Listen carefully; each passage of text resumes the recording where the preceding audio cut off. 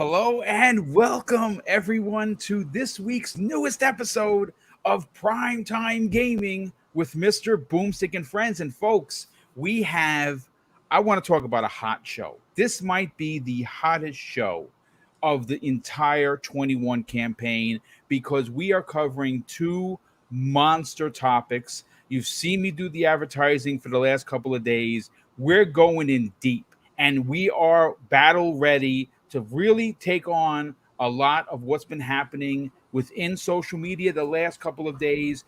We have the Ghost of Tsushima controversy. Of course, once again, Sony has lied to our faces. They told me that if I spend $30 or $70, I'm going to get the best version of Ghost of Tsushima on my PlayStation 5. Turns out they were full of S, and we're going to get into that. And of course, the biggest controversy of the interwebs right now is the Halo Infinite co-op and Forge not being available. And you know something, folks? Listen, the same way I give it to Sony is the same way I'm going to give it to 343. Now, granted, I'm not throwing them in the doghouse. You're going to hear my opinion, and I am the selfish gamer. You're going to see that come out. But we're going to talk about that in a minute. We have a couple of people that are going to be running a little bit late. Obviously, Tempest Sun will be joining us. We also have CottonMcCast, who is an expert in the Halo universe. The guy he might be as good, potentially better than the sniper elite we have in Tempest Sun. He's stuck in traffic. He'll be with us momentarily. And the Wandering Dutch was here, and his beard looked fabulous, and then he had a connection problem. So we're going to get him back momentarily. But let's get into the gentlemen that are here, and we're going to start who is here first. Everborn Saga. First of all, I'm going to have to try and sneak on to this week's On the Reel, because what if episode 2? I'm going to be honest with you, I got emotional because Chadwick was and will always be my Black Panther, and to hear his voice again, knowing that he's gone, like, I'm getting goosebumps, man. It brought a tear to my eye. Honestly, I watched it twice. I'm going to watch it again. I usually watch it when I'm cleaning because I watch it once and then so I can really get it. And then I watch it 2 or 3, 4, 5 more times to really let it sink in. But how the heck are you, Everborn? I'm all right, man. I'm all right. I'm just excited to play Halo campaign in Christmas time. Anyway, but no, I'm good. I'm just coming off of finishing 12 minutes and wow. Nice.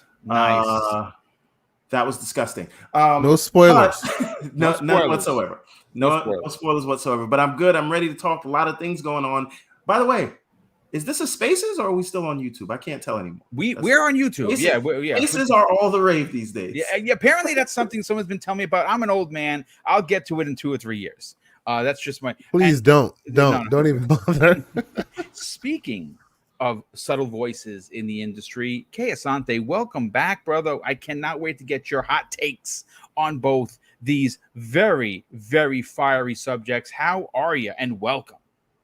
Thank you. Hey, it's gonna be an interesting show. We have I would say our takes won't be too fiery. I think by and large the public will agree with us because I agree. We're honestly, like, if you don't agree, well, we have a plethora of opinions here, so I have a feeling that we'll do the public justice. Welcome everybody. I'm happy to see so many people in the chat. It's going to be a real interesting evening.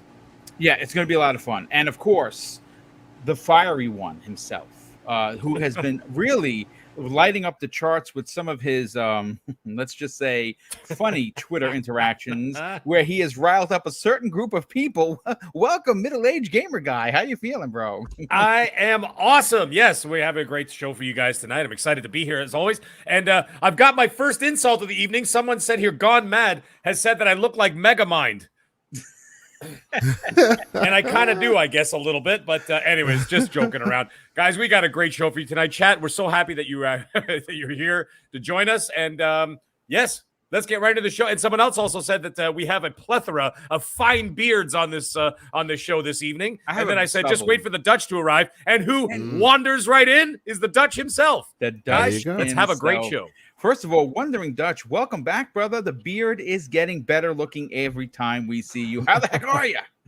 Yeah, I'm not bad. I think it's just helped by the fact that I keep shaving all my hair off, like, and it just keeps extending this way instead. So I know how that's like. Yep. Oh dear my me. goodness. But Well, yeah, that's other than a really bad internet connection at the moment due to a faulty modem, I'm doing good. I'm doing Well, good. listen, obviously you and I have been playing and have finished a secret game that we really can't talk about on the air, but get ready on the 30th at 1 p.m. Eastern Standard Time, 10 a.m. Pacific Time. We're both going to be dropping our reviews of a particular game that we have had the pleasure of playing. I have beaten it twice. My God, it is. I can't say no more. Let me just stop right. Let me just stop there. Twice so far. Yeah. Oh yeah. No. This is definitely one of those games that I will be going back to at least once a year. That's just my personal opinion. But folks, we have to welcome in the sniper elite himself, CottonMcCast, returning to prime time gaming. Cotton, how the hell are you? Good to be back. Sorry I'm a little bit late. I got stuck in some airport traffic, but it's good to be back, man. Well, it's definitely great to have you a part of the show, and we're going to get your Halo hot take once we get to that subject. But folks, Cool. As I was playing, put it in the background. Oh my goodness, bro! What a terrible host. You know what, folks? We got here 20 minutes before, and the fire that was being spoken could have been a show on its own. But obviously, here we are live. We have over 100 people here. I want to thank everybody for coming out. Let's get right into it. And of course, we have to talk about the hubbub, if you will, with Sony's PlayStation 5 version of Ghost of Tsushima, which was, of course, my game of the year last year. And obviously, they just released the new DLC called Icky Island. And it turns out that we were sold a turd. When I say we, I didn't buy it because of basically, I'm going to stand on my principles. I'm not giving Sony the a-hole tax, as Everborn Saga calls it, for use of the haptic triggers, the 3D audio, and everything else I've already paid for in my $500 console. And why I think I'm disgusted, and why I think Sony should be ashamed of themselves, and why I'm even more disappointed with the defenders of this kind of shenanigans is the fact that Digital Foundry, who has notoriously defended Sony, did something incredible. And they went out and they dissected the PlayStation 5 version of Icky Island, as well as Ghost of Tsushima. And guess what, folks? It turns out that Sony has stone cold face lied to their consumers, which I think is illegal. They promised that if you spent $70 on the updated director's cut, you would get your PlayStation 5 would be used to its advantage. Turns out that's not in fact the case. And I want to go to Kayasante first on this. You are probably one of our technical guys on the panel. That goes, well above my pay grade when it comes to putting this stuff into, into format. Where do you fall with this revelation, if you will, from Digital Foundry, and how Sony is kind of out there holding the bag? Yeah, I mean, honestly, Boom, when it comes to this stuff, so I wouldn't say necessarily not to cut Sony a break, because I'm not cutting Sony a break. I don't think they deserve a break here. I think this is the racket that's always been there, and lucky for us that this time around Microsoft is choosing to do things differently, so we have something to compare to. Right. But if that was not the case, this is just status quo. Like, that's what this is, right? And from a technical perspective, as you've already clearly pointed out, what Digital Foundry found was that the only real true upgrades that were there, because initially you were running it in back compat mode, right? So They basically recompiled it in the PS5 version of it, so it gets to use more of the bare hardware, and as such, it gives you a bit more oomph than you already had. But they had already gone in and upgraded the frame rate to 60 frames even on the back compat mode. So the difference between like the Iki Island update that you see and the initial back compat version is very minimal, right? You'll see a bit more use of the hardware, but that's because it's now capable of using the hardware. It's no longer hitting that limitation that the back compat mode was doing, right? But it, as you've correctly pointed out, you know, this should be looked as the Iki Island update, like, you know, a DLC for Iki Island, nothing more, because that's what this is, right? And I am, and like you, I can, and we got to the same place with it, but I guess I'm justifying it in a different way. I'm just saying that right now, between finishing up Death's Door in 12 minutes and all these other things, I can wait. And by the time I get around to it, most likely that a-hole tax will have been evaporated through time or something else. But maybe they'll even add PlayStation Plus. Maybe they will. Maybe yes, as I suspect they should, because this game is technically a year-old game. It should be considered the Game of the Year edition. I'm sure a bunch of PlayStation folks remember when a game sold so well and did so well, there'd be a wonderful Game of the Year edition that would come out, and it'd be $19.99. Remember those days?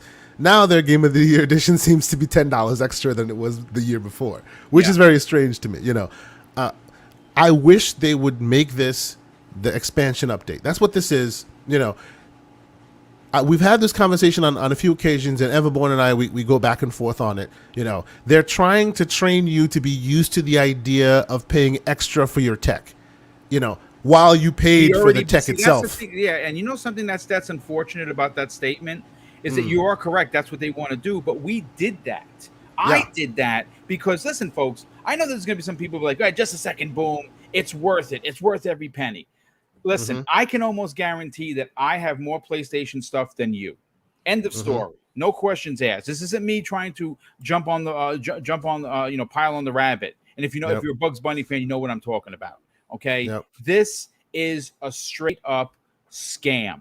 Okay, because here's the thing: if you want to tell me that the Iki Island DLC is $20. I'm raising my hand and I'm putting in the credit card information. Well, not for Sony. I'm going to go buy a card and buy it that way. Right. But you can't tell me $30 gets me this PlayStation 5 incredible version. I will add one part though. One more part to the puzzle. Just one piece. One piece that I should say, because otherwise folks will get misconstrued. And Pixelbit G in the chat, thank you so much, sir, for reminding me.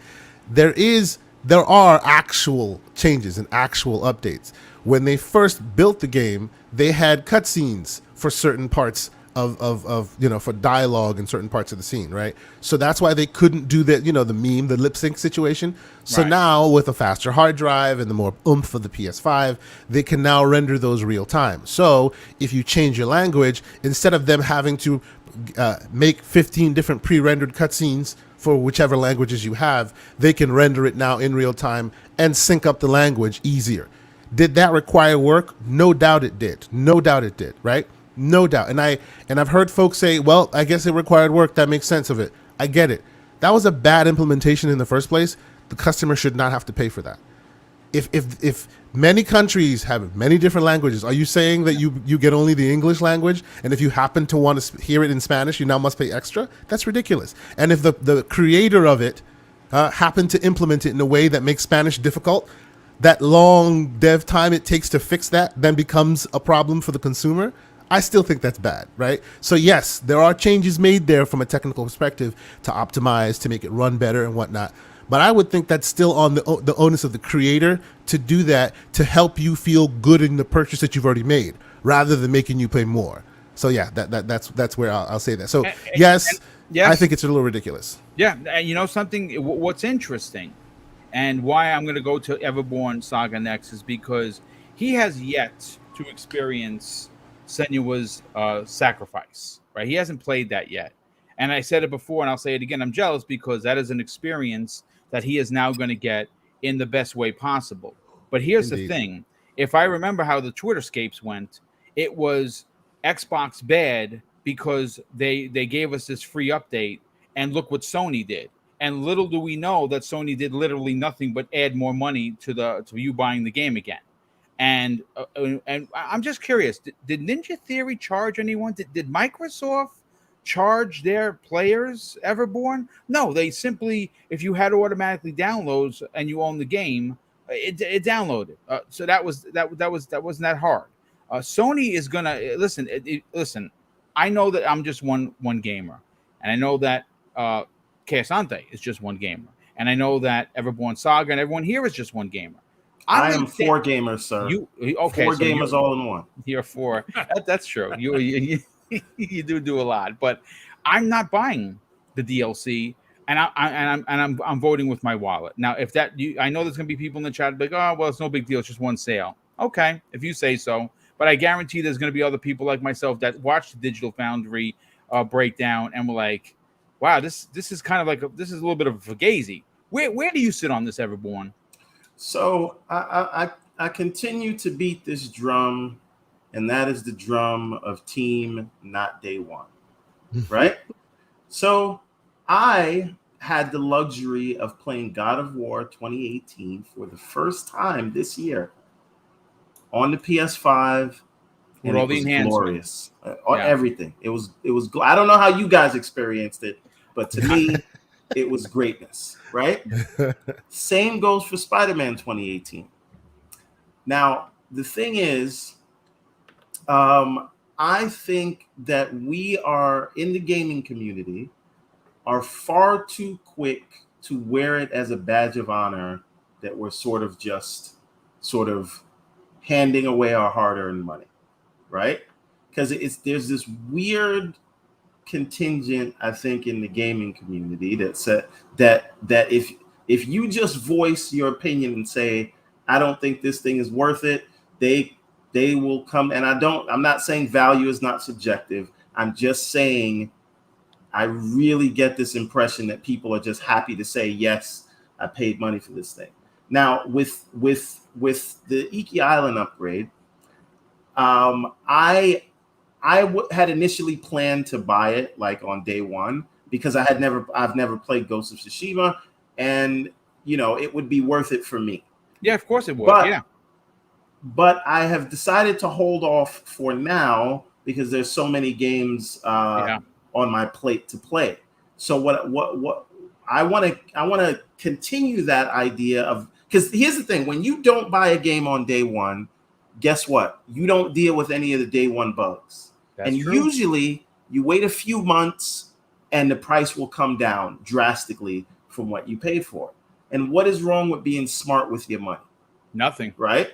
Shout out to $10 for what do you call it? Cyberpunk 2077 this week. $10. There you go. I bought that on day one. How'd that work out for me? Yeah. Right? Yeah. So funny story with Cyberpunk. I bought it day one for the Xbox. I played it, and then the next day, I'm not saying correlation is causation, but the next day I went out and bought a $3,000 PC and bought it on PC. That might be how bad it was on console. But I say all this to say you don't have to buy your games on day one. So wait, let the prices go down. Now, the difference with Iki Island is I was employing that same strategy. And now Ghost of Tsushima is more expensive than when it came out over a year ago, which I do find is hilarious. So I do think that I don't doubt it's a great game. I will play it, but I just want to use this as another opportunity to say you don't have to buy it right now. Like, boom, hold off. If you have and let the record show whoever has played it and you need to play this game. It is amazing. It deserves all the roses, all the accolades. Boom, you're on mute. I needed to. Sorry about that. Let's not get it twisted. To Keisante's point, I'm not going to sit here and even throw one piece of shade at Ghost of Tsushima. It's a modern day masterpiece. I'm going to tell you that right now. I platinumed that game. It was my game of the year 2020.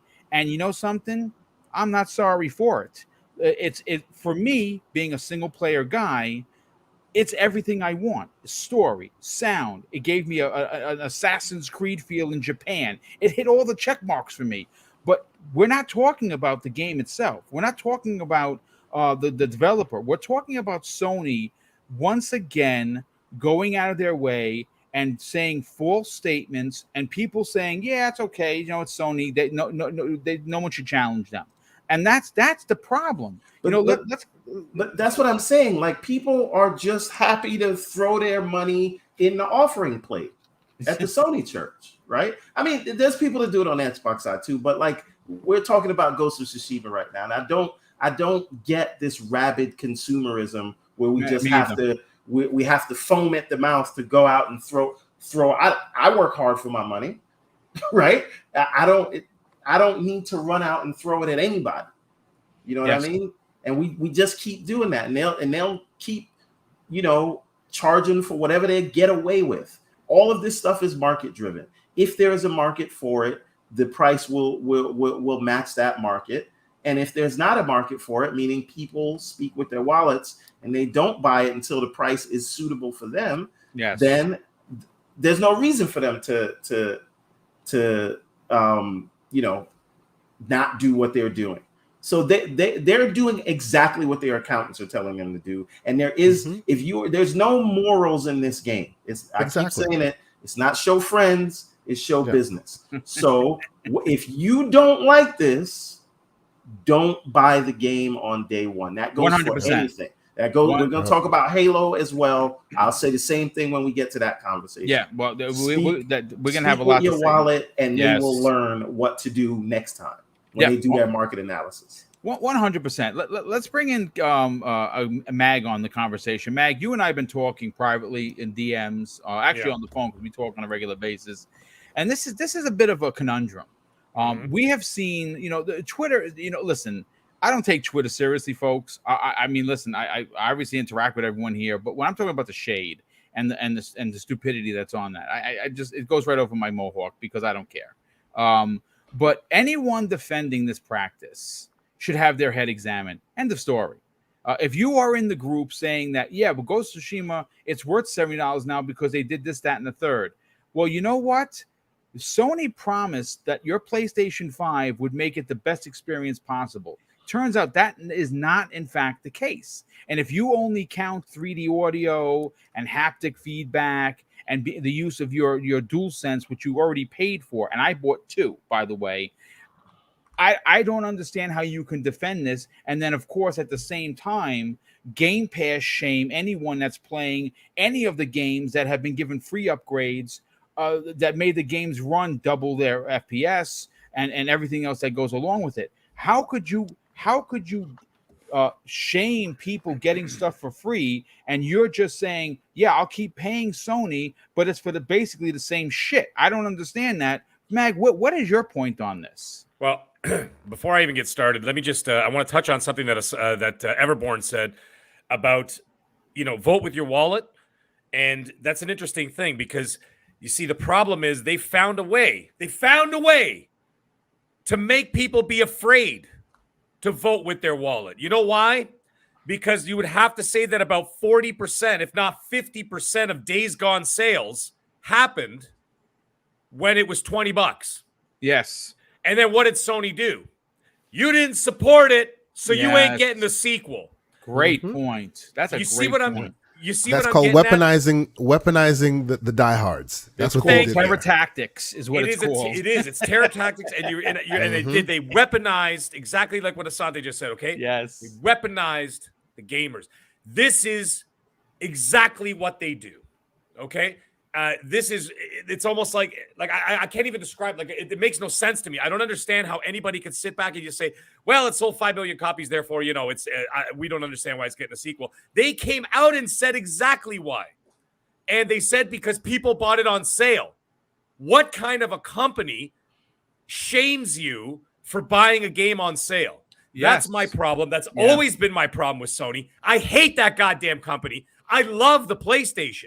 Right. I love the games and I love the devs that make those games, okay? And the thing is, I've platinumed every single Sony first-party game before anybody starts crying on Twitter Spaces about what I just said, okay? Or they have a little therapy session. Go right ahead. But the thing is this. Those are facts, okay? I play more PlayStation than a lot of other people do. Now, mind you, I haven't turned it on in like 2 months, but that's besides the fact because I got nothing to play there right now. I'm waiting for Kena Bridge of Spirits, which isn't even first party, by the way. Why isn't anybody bringing them to task on that kind of stuff? Never mind all this stuff. They're just which, by the way, you might want to wait because it's only a 90-day exclusive. Exactly. I need a confirmation on that. I know Everborn. I know Everborn Asante. I know you guys are gonna say the same thing, but Boom has heard it. I have heard it. And the thing is, now I'm not saying it's fact. I'm just saying keep your eyes out for it. But the thing is, Stalker 2, for what I've heard, is a 90-day exclusive as well. Yes. Okay, so it's not out of the realm of possibility that Kena Bridge of Spirits is the same thing. That is very true. I didn't want to get off topic, but I do want to talk about this. When people talk about, I've seen some people in the chat, which people have been very respectful, but it's good. But or people on Twitter and whatever else. Oh, it's only $10. Oh, it's only $10. It's only $10. Well, it's not $10 everywhere, because for me it's 17. Okay, almost 18. This Ghost of Tsushima expansion is $48 for me. That's a game. I could buy what's that game coming out tomorrow? Aliens, the Aliens game. Colonial Marines. Great. No, not Colonial Marines. I think it's called Fire Squad. Fire Team. Yeah, Fire Team. Yeah. That comes out tomorrow. It's the same price as the expansion for this game. Same price, $49.99 over here in Canada. Which, by the way, the schematics on how long the DLC is.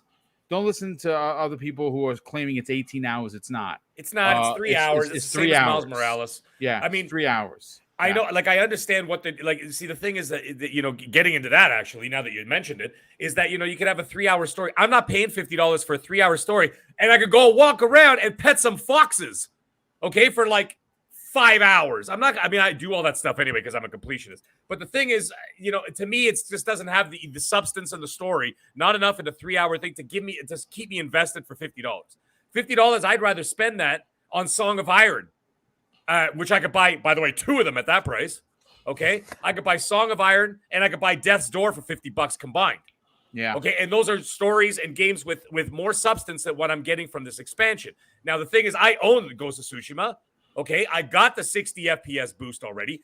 So what is the motivation for me to purchase this after watching Digital Foundry shred the shit out of them and be like, they basically didn't do anything? As soon as they said that, and not those exact same words, but pretty damn close, when they said that, I lost all interest. I just said, done, because, there was that one fleeting moment. When you're lying in bed, you got your head in the pillow, you're staring at the ceiling, and you're sitting there, and you're going, oh, God damn it. Maybe I will get that Ghost of Tsushima thing. The FOMO getting to you? Yeah, it gets to you. Like that late at night, 2 a.m, you're staring at the ceiling. And then all of a sudden, and then I watched that video from Digital Foundry, and I just went, nope. And it's even funnier. My wife, Chef Trouble, she's probably in the chat somewhere. She actually said, she goes, if you buy it, I'm going to punch you in the stomach. So she literally threatened me after seeing, because she saw the Digital Foundry video as well. That's awesome. Okay, yeah, it's great, and she's a gamer too, right? So that's the thing. And the other thing is, speaking of all this, you're advertising these features at this inflated price, right? We've already talked about this numerous times, but I am going to bring it up again. When I buy a car, which I just had to buy 2, okay, because of circumstances. Welcome to the electric revolution, my brother. Dude, I can't wait 3 weeks. So here's the thing. I walk off the lot with the car, okay? And then they're like, here's your car. Here's all the features. Here's everything you paid for. Here's the list of features that you have. By the way, if you want to use the air conditioning, it's $10 every time you use it. I paid for those features. Mm-hmm. I paid for 4 tires, a steering wheel, a ton of features, and air conditioning. That's like saying, well, it's all here, but you can't use it unless you pay extra. And don't say it's one time, because it's every game. They tack on $10 on every game. $10 American, $17 for me. Okay, so then the thing is now, and I'm like, so what was the point of having those features in the system just so you could jack me right in the ass with them and try to and make me pay more? Why did you put Astro's Playroom packaged in with my PlayStation 5 and then show me those features? Because and then the first hit is always free, good sir. The first hit is always free. Exactly. The first hit's always free. Well, guess what? I ain't no addict, okay? I can walk away from your drug. Because I'll tell you something. You gave it to me and you let me see. I played all those features and I said, wow, this controller is unbelievable. And it was unbelievable. And it is unbelievable. It's an amazing controller. A little heavy, but I got to say, It's an incredible controller. Best Sony controller they've ever made. However, now you take it away from me. The minute I want to buy a game, you've taken away the features I've paid for and is sitting on my table right over there. You've taken them away by putting a paywall in front of it. That's where I walk away. Yep. And that's where I say, Sony, for the things I want to say, I'll say for Gaming After Dark for what I wanted to say. But let me tell you something. I walked away from it because it's ridiculous. Now, another thing, you got to look at one side and the other. Like you're talking, Boom actually said it about 10 minutes ago. He's talking about, Sony, the Sony devs, they put the work in. And people in the chat, not in the chat, excuse me, on Twitter. Well, they put the work in. They put the work in. What? Xbox didn't put work in? They didn't put work into Senua's Sacrifice? They didn't put work into all these other games that they're updating? They gave a smart delivery for free? They didn't tack on $10 US onto every game because they had smart delivery? They didn't tack on $10 so that I could use quick resume or any of these other features or the SSD, right? Those things came with the system, with the product that I paid for.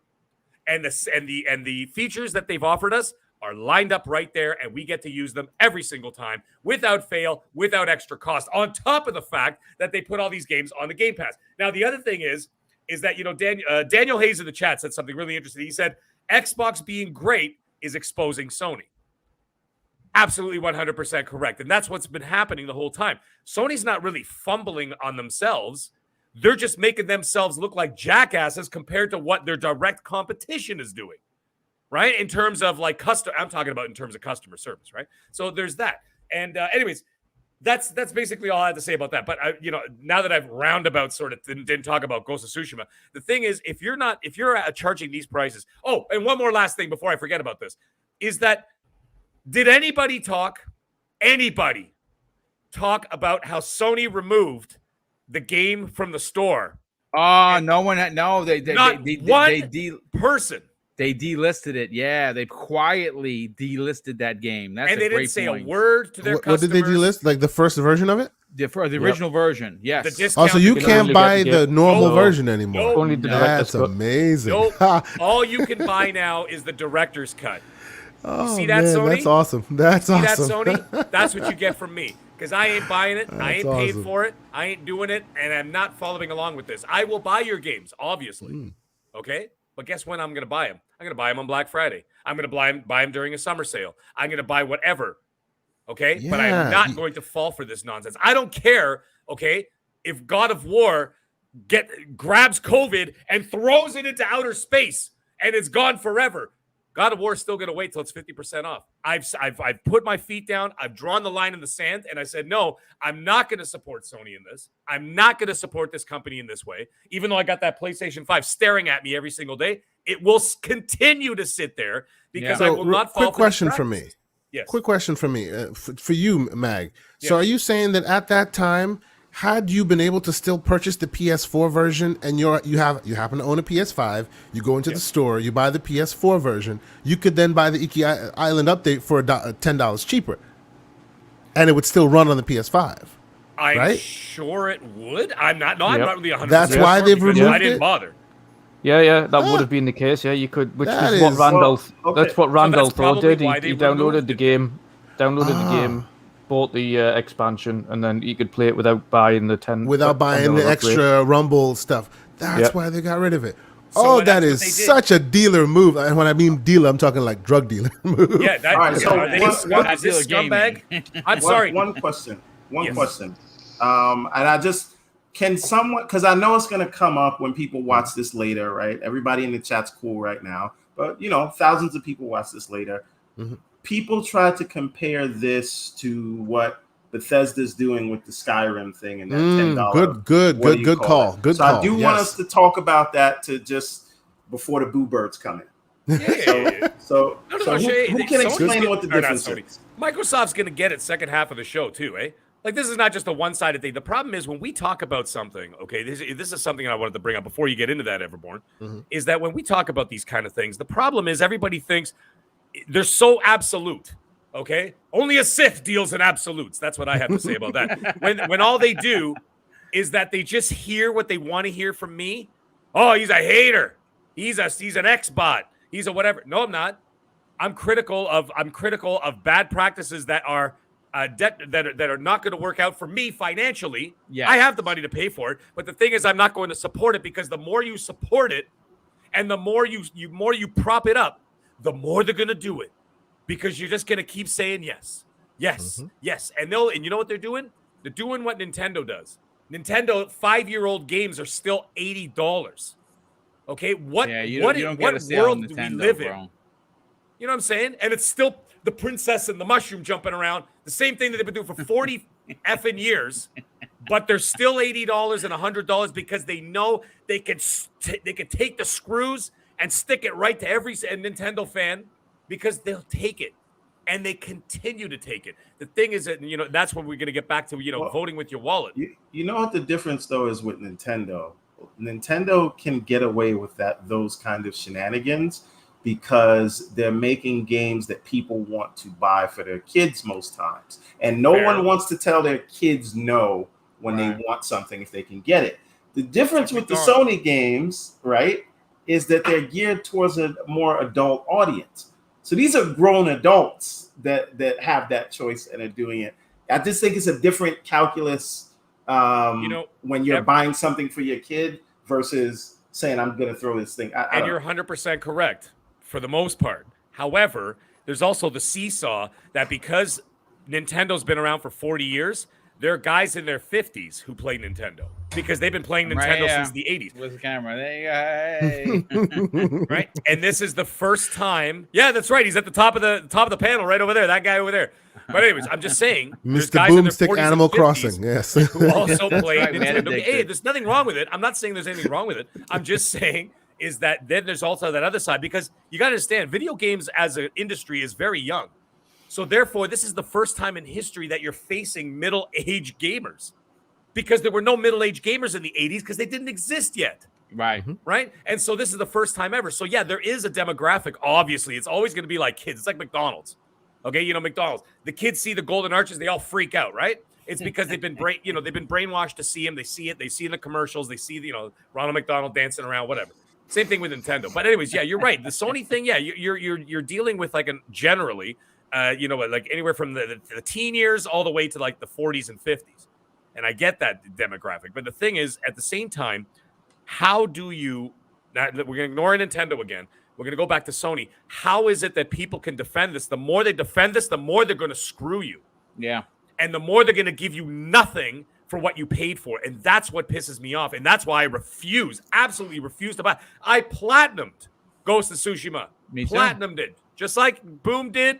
I'm sure other people did too. Okay? I platinumed that game. I adored it. I loved it. However, I'm not going to pay for the same experience if you're not going to give me anything for it. And on top of it, you're giving me a 3-hour expansion that to me is not worth $50. No. So anyway, that's all I have to say about that. No, that's great stuff. Wandering Dutch, let's get your opinion on this, because obviously, when you talk Sony, you got to talk Xbox. We talk Xbox, pretty much you got to talk PlayStation.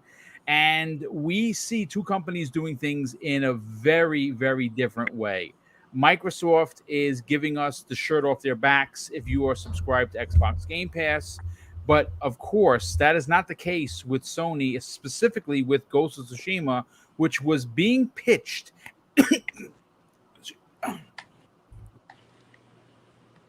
Excuse me. Take it away. Get yourself a drink. That's happened to me before. Oh my God! Yeah, I inhaled at the same time I was breathing. Not a good thing. Anyway, listen, we have seen many iterations of this. Where do you fall personally with Sony? Yeah. Yeah. I was trying not to laugh in case it was something serious. The only reason I'm laughing is because that's happened to me specifically. That is the first time that has ever happened to Boom, and I've done 300 shows. Constantinos Pascal in the chat. He's like, boom down, boom down. Sorry.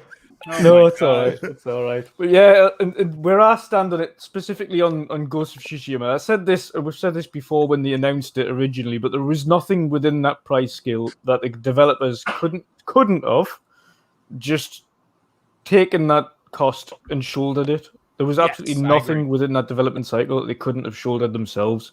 They're just choosing to put that cost onto the consumer. Again, people defending the practices. We've come out now, and a lot of people that have played it have said, yeah, the Iki Island update is great, but in terms of what I'm getting for the features that I'm using, was that $10 worth of next-gen features? It wasn't. Like, the implementation of things was kind of standard.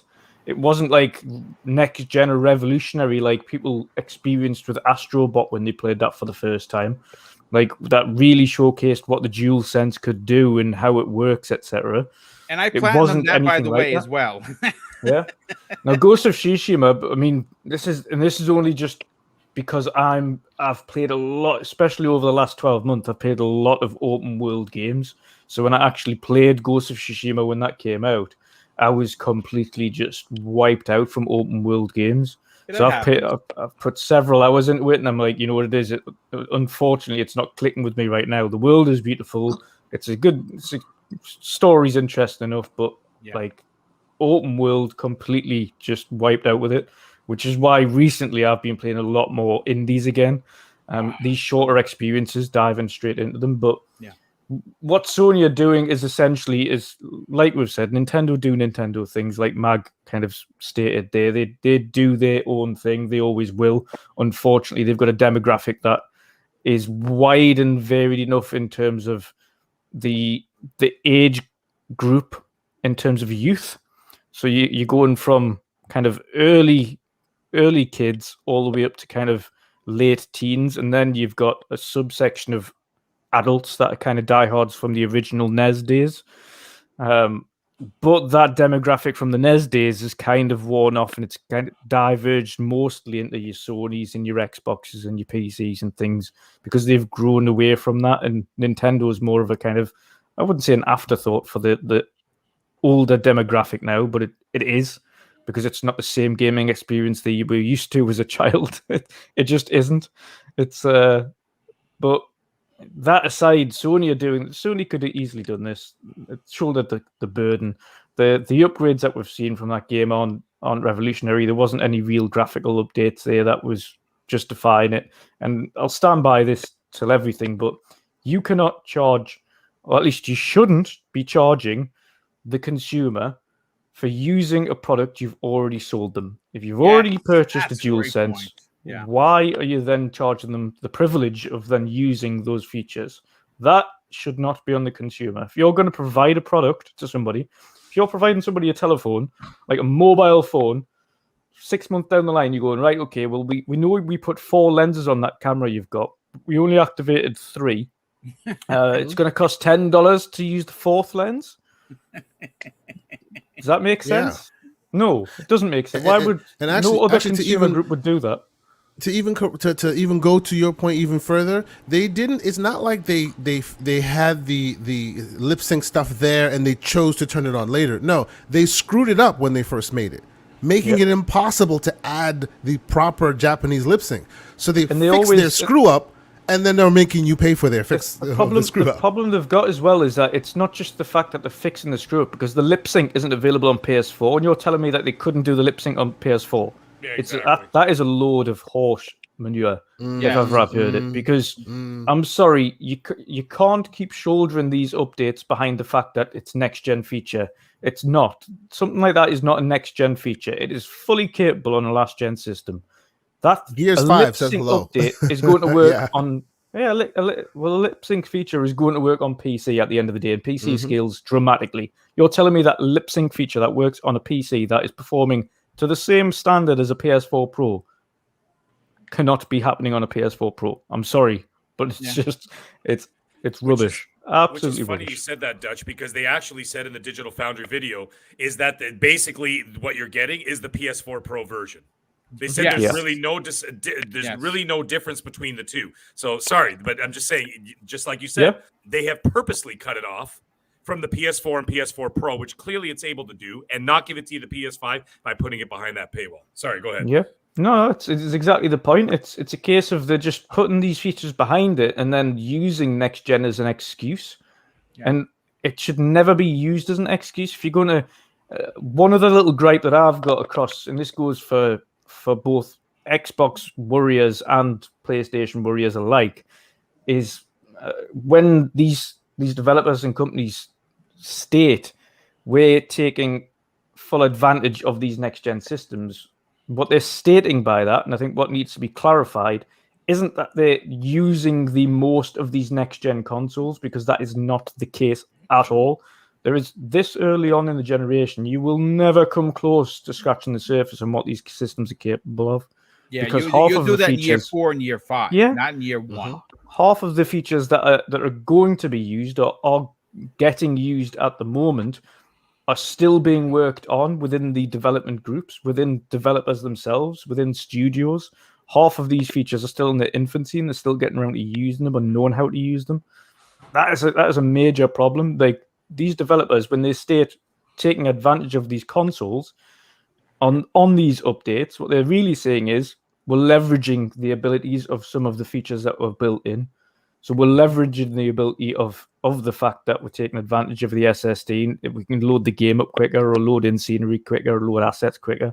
We're leveraging the fact that we've got 3D audio, and we're leveraging the fact we've got a dual sets controller. That's not maximizing the potential of a console. It's not taking full advantage of it, but it is using those features. The problem they've got is fanboys of all sides see using the maximizing the console or maximizing the PS5's potential on this particular update, and they're taking that as a literal meaning. It is by no stretch of the imagination anywhere near literal. These consoles are nowhere near maximized yet, and there's a lot to be kind of changed. And I think Sony are taking full advantage of the terminology used to draw in these particular purchases from their fans, and that's the problem. When we call this stuff out and we talk about it, but from a place of consumerism, because at the end of the day we're consumers. Like, I don't have a PS5 yet. I gave up my pre-order, as I've mentioned a few times, but I've still got the PS4 Pro dotted back over here. There we go, plugged in. I still purchase all the games there. I only ever buy PlayStation exclusives on that console because that's all I want to use it for. Yep, same as me. But it comes from a point of, I'd rather the consumer was getting the right thing from the company that they're purchasing from, not be taken advantage of. And that goes for friends alike outside of this Twitter gaming community. If a friend's going to ask me a question about Sony and what they're doing, I'm going to tell them the facts. I'm going to say, listen, this is exactly what you're paying for. Like what I mentioned previously, he was wondering why the Call of Duty was more expensive on the PS5 than it was on the PS4. And I said, you're paying a next-gen tax. You're paying for the fact that it has slightly increased capabilities on PlayStation 5. That's it. That's all you're paying for. Like, other than that, there is no difference in the game. It's just slightly enhanced. It's just the fact they're just leveraging this terminology too much and taking advantage. And you know what? You know what, Dutch? Please, Everborn, real quick. And to your point, real quick. Even if they actually knew how to use all that hardware, let's assume there's a perfect world, they know how to leverage that hardware completely. No company in their right mind would do that day one, because basically you just get 2 million, not even, of sales, because how many PlayStation 5s are there out there? How many series consoles are there out there? There's no way you would maximize your profits by just targeting that small, teeny tiny audience. So to exactly to your point, they shave off all the corners that make next gen special, right? They make sure that they leverage the last gen. They make sure that the ceiling of the last gen becomes the floor of the current gen. That's your mid gen stuff, and that's how you'll be. All these games we're playing, they've been built for the current last gen for a long time now. You won't ever see the benefits of PS5 until maybe 4 or 5 years from now. And same with the series consoles. That's the way it is. And anytime anybody says that to you, they don't say that to you, they are lying to you. These podcasts should serve as a call to arms. We should not be fighting each other. We should be learning the truth between the lines these people are telling. I'm one sorry, of the key factors. It's all right. I'll let Everborn take over after this as well. One of the key things people have got to remember as well is, like, you cannot dramatically alter the code of a game that was designed on previous generation for the next generation without a serious revamp. Like these games are going forward now, and most games now in development, I think Unreal mentioned that they had over 80 something large titles in development on Unreal Engine 5 currently. You cannot alter something that was primarily drastically on PlayStation 4 and then bring out an update for next-gen consoles that is going to take full advantage of. You're never going to be able to do that because there is a ceiling on the capabilities of Unreal Engine 4, and they've pretty much reached that ceiling. I mean, Gears is one of those developers that reached the ceiling of Unreal Engine 4. It pretty much did as much as it could possibly do with that engine. Now, and again, we're seeing, again, like the likes of Forza Horizon 5. Like that is pretty much what we're seeing there is the ceiling of that last Forza Tech engine. We won't like that. They are pushing the boat out on that, and I'm quite surprised that they're getting that much out of it. But we know there is another engine out there that is going to be far exceeding that. It's been built from the ground up. These things are intertwined. People need to remember last generation, without seriously redefining the coding within that previous version for a previous gen title, you're not going to take full advantage of the next generation. But go on, Everborn. I know you wanted to kind of jump in there. No. It's more along the lines of in the PS4 generation, because listen, we see this every generation, right? It takes a while for any of these consoles to start hitting their stride in terms of like tools, technology, and all those things.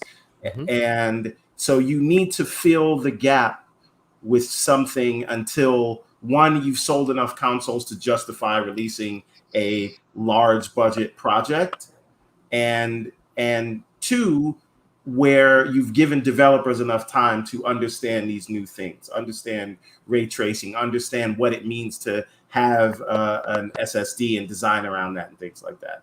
So last gen, Sony utilized indie developers.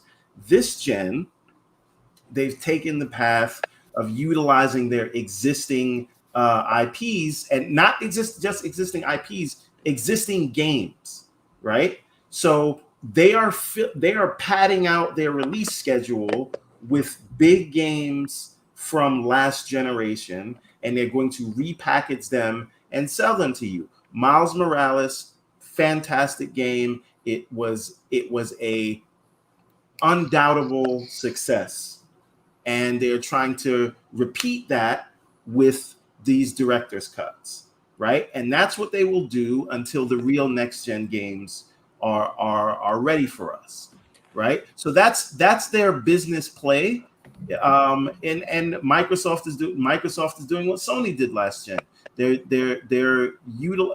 doing a lot of other things too, but in terms of until their big tier first party titles come out, we're having great games get released like Death's Door and The Ascent and 12 Minutes now, and now Psychonauts. Well, Psychonauts is probably going to be a big one, game of the year. But that's the point. You have to fill this time out, and I think we're going to see more of that. I think. Sorry, Everborn. I got to jump in there when you said about like Miles Morales and stuff and those other if you released a smaller title or like an expansion, so to speak, like for example, and I know Boom is going to agree with me, like Uncharted Lost Legacy. Yes, that was worth the $30. 100%. 100%. Yes. Okay, that was worth every single penny. You give me, you give me an experience like that, I will happily pay for it. I played through that twice. PS5. Yeah, dude, I'll even say Miles Morales is also in that camp. Worth every Miles penny. Morales is just a step below it, but it's almost it could have been there. Longer. It should have been more filled out. You're absolutely right. Yeah. When I got the platinum for Miles Morales, that's what's up. When I got that, the thing is, when I had to play through it again the second time, I finished it in 2 hours and 3 minutes. Because you don't have to do everything else, you had to rip through it again at like the hardest difficulty, which is not hard. But anyways, it was fine. And for the record, for the people out here who think he might be saying this in jest, I might actually have to remove the mag from my friends list because he just keeps making me look bad. Every game is platinum. It's ridiculous. I only platinum. Every game. It's ridiculous. I'm I'm not saying it as though it's a bad thing. I'm just saying it seems like that's what their strategy is. Right. But the thing is, those games already came out. So what you're giving us is like, you're not giving us like a separate expansion, separate story. You're just giving us a DLC that you could easily pay $10 for, $15. And they're charging full price for DLC. Right. That's the part that's a problem. Everborn, like every other part's good. Like, but this is what I'm saying. This is what I'm saying. So they will give you they're taking DLC and then using the DLC as an excuse to repackage the games at next gen because they got prices. nothing coming out. That is their business strategy until their next gen games really start 100%. To hit. And will it pay off for them? I don't know. But I'm attaching no. I hope not. Moral certitude or anything to it. I'm just saying that's what they're doing. Anyone can read that however they want. I don't mean you, Mag. I mean the people in the chat. I get it. But that's what they're doing. So whether that's good for us or bad for us. Have you bought the season pass for Borderlands 3? Anybody here? Nope. It comes with 4 DLCs for the price of $50. Actually, it was on sale for $20, so I just bought it. Each one is like a 10-hour experience, and they gave you 4. Okay, and that's unbelievable. That's 40 hours of stuff for like originally it was $50, right? So okay, let's just say for argument's sake, you paid the $50. You're basically paying $12 for a 10-hour experience, for each 10-hour experience, which, by the way, set in a completely different map, completely different worlds, completely different story, okay? That's more, if not more, than what you're getting with Iki Island. Yet Iki Island alone is $50 because they're masking it behind a game they've already released. No, but I mean, furthermore, like, this is what I guess what I don't want to say it rubs me the wrong way, but this is why I have not bought it yet. This is $70. I get that they added some content, but it's $70 in the US. $76.43 for a here game in New York that is over a year old. Yes, that's the thing that doesn't sit right with me. And we can say, well, there's $20 for the content and $10 for the next gen features and $40 for the actual game. Whatever it is $70 plus tax coming out of my pocket. Yeah, for a game that is over a year old. Yeah. And that's the thing. And the same thing's gonna happen with Death Stranding, and the same thing is gonna happen.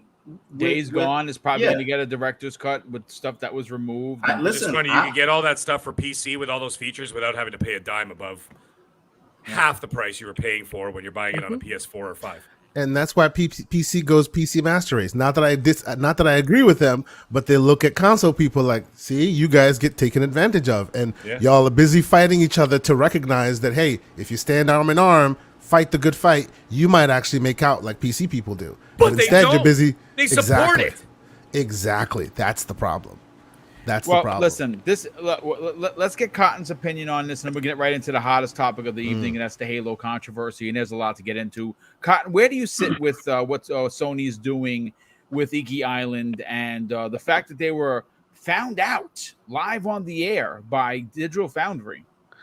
Man, you guys touched everything, to be honest. But it's just messed up. I don't know. There's nothing else that I could say about it, really. I don't think that the fact that the content is just not that, there's just not that much new content in it. And like Digital Foundry said, it's pretty much the PS4 Pro version, which is what I already played it on. You know, I got my Platinum on it as well. And I was looking forward to doing it all over again, not really earning the trophies. That's a whole different gripe I had with, like, I'm in a camp where I don't have my PlayStation anymore. So I don't have, what is it, PS Plus, you need to have cloud saves to be able to transfer your saves and everything. Yeah. So I literally am just like out of luck. I have to restart the game all the way over, you know, like no matter what. I was just going to play New Game Plus and do, you know, get the new trophies, do the new expansion, and just, you know, try to enjoy it. Because, I mean, that was my game of the year too. But, you know, not going to happen. So that deterred me from spending the money on it in the first place, because I really wasn't trying to start over at all. That's a whole different thing. But I still think, like you guys said, if it's something like Lost Legacy or even closer to Miles Morales, it would be worth it. But those are $40, you know? So it's just like, where do they, I don't know. Were they just expecting that no one played the game like that. You know what I mean? Like no one played it yet, and everyone was waiting, and like there's not that many people that really have PS5s. Anyways, there's a lot out there in the wild, but a lot of them are still sitting around being sold by scalpers. Yes. So 2.5 million at the last count. Right. I don't know. I think it's crazy. I think they should get a little bit more flack for it, but I don't think they will. So hopefully people do speak with their wallets, and then they decide that they're gonna do things differently on their next go. But I mean, we'll see how likely that is. I'm not sure. Well, I mean, listen, again, the way that we can combat this, and I say we because we're all gamers here, all the near 300 people here in the chat, and everyone on this panel, is vote with your wallets. And I know that they're going to be detractors to say, well, boom, you're just one person. Yeah, but you know something? There are 5 and 6 people on this panel, and we're all not buying it. So I'm just saying that, there are at least 6 people not buying that DLC. The thing is you look at other wanted to play it, but you look at other companies as well, like, and obviously CD Projekt Red got massive flack for the state that Cyberpunk came out in on multiple consoles, and of course I was one of the lucky ones that had few very minor bugs in Series X and literally managed a full playthrough without any serious issues. Loved the game, but if you have a look at the way The Witcher was held and the way they did the DLC for that, that's 200 hours worth of content. Yep.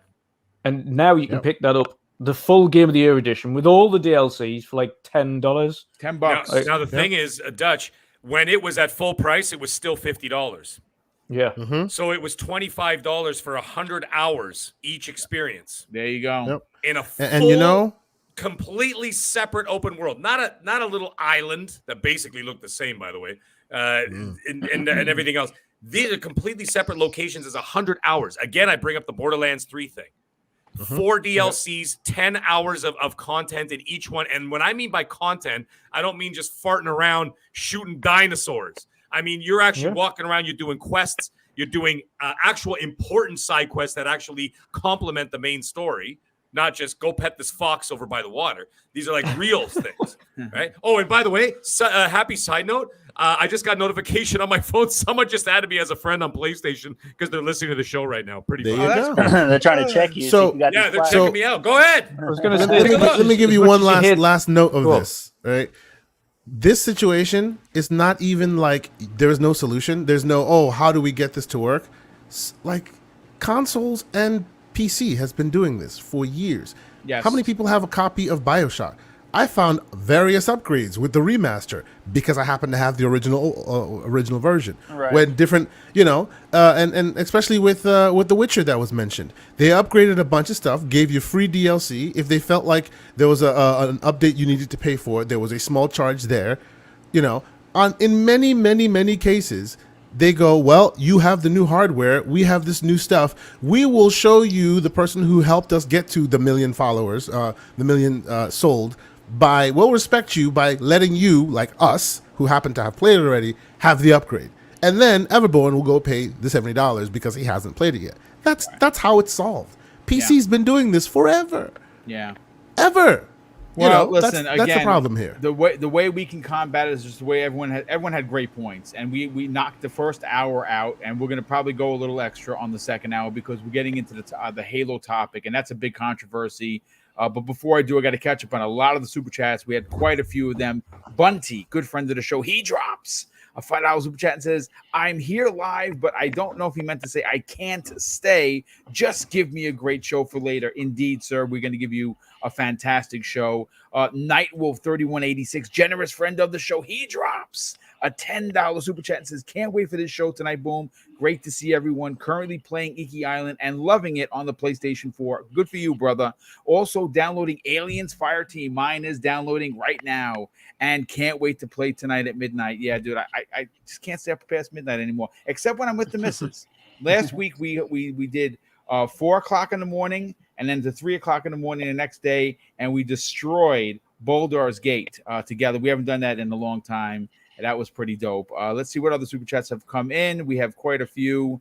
Let's see. We have okay, hold on. Geezer Prime, generous friend of the show. He drops a $5 super chat and says, "Can't tell me real-time cutscenes with lip sync requires the PlayStation 5 SSD for $10. Gears does it just fine with the Xbox One X HDD just fine."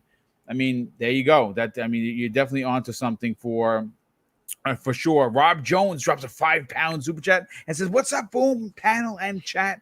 Glad I can catch you live. Love what you guys do each and every week, delivering great videos. Jim Ryan taking your breath away. Yeah, no doubt about that, brother. He's taking something away." And we also had Michael Miner drop a $2 super chat and says, "Hive Busters was free and awesome."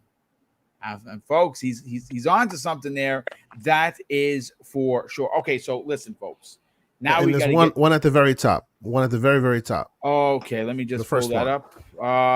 That one came to us from the Outbreak Podcast. Thank you so much. He's the first super chat tonight. He says, "With COVID, I think Xbox owners are lucky to get Halo this year. I can't wait for I can wait for co-op campaign and Forge. PlayStation owners still have to wait for all of their big titles." I mean, you're definitely onto something with that. But here's the thing, folks. Look, I've been doing this podcast and business thing for quite some time. And one of the reasons why I have accrued almost 10,000 subs is because Boom is always honest. I don't take sides. I call people out where they need to be called out. And we had word that the long in development Halo Infinite, which, by the way, started development in 2015, is launching this fall, which we don't know when in the holiday it's launching, but it will not have Forge and co-op campaign. Now, we were talking, and like I said, 20 minutes could have been additional. The pregame was crazy, folks, and I'm going to reiterate what I said.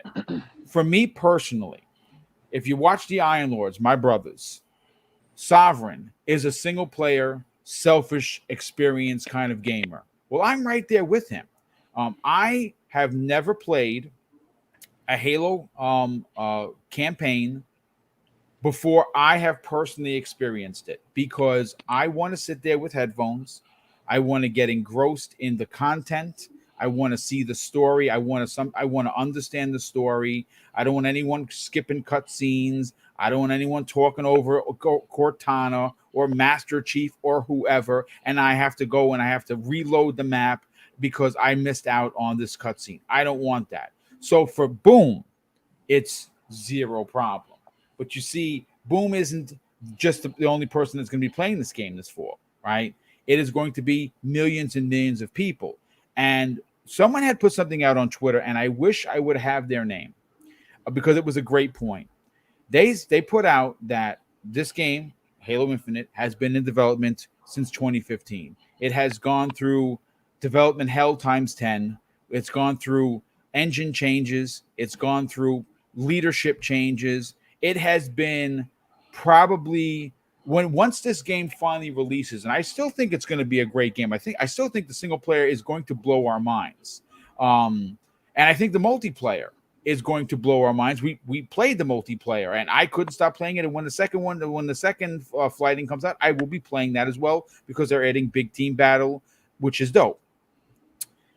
But with that said, the person on Twitter said, in a 7-year period, Bungie, ex-Halo developers, put out 3, folks, this camera, 3 Halo games. 343 has had this game in development now 6 years. Now, I understand. Listen, I'm not taking anything away from the developers. I know that some people are going to say, what? Just a second, Boom. COVID. Yes, COVID was 2020. They had 4 years prior to that.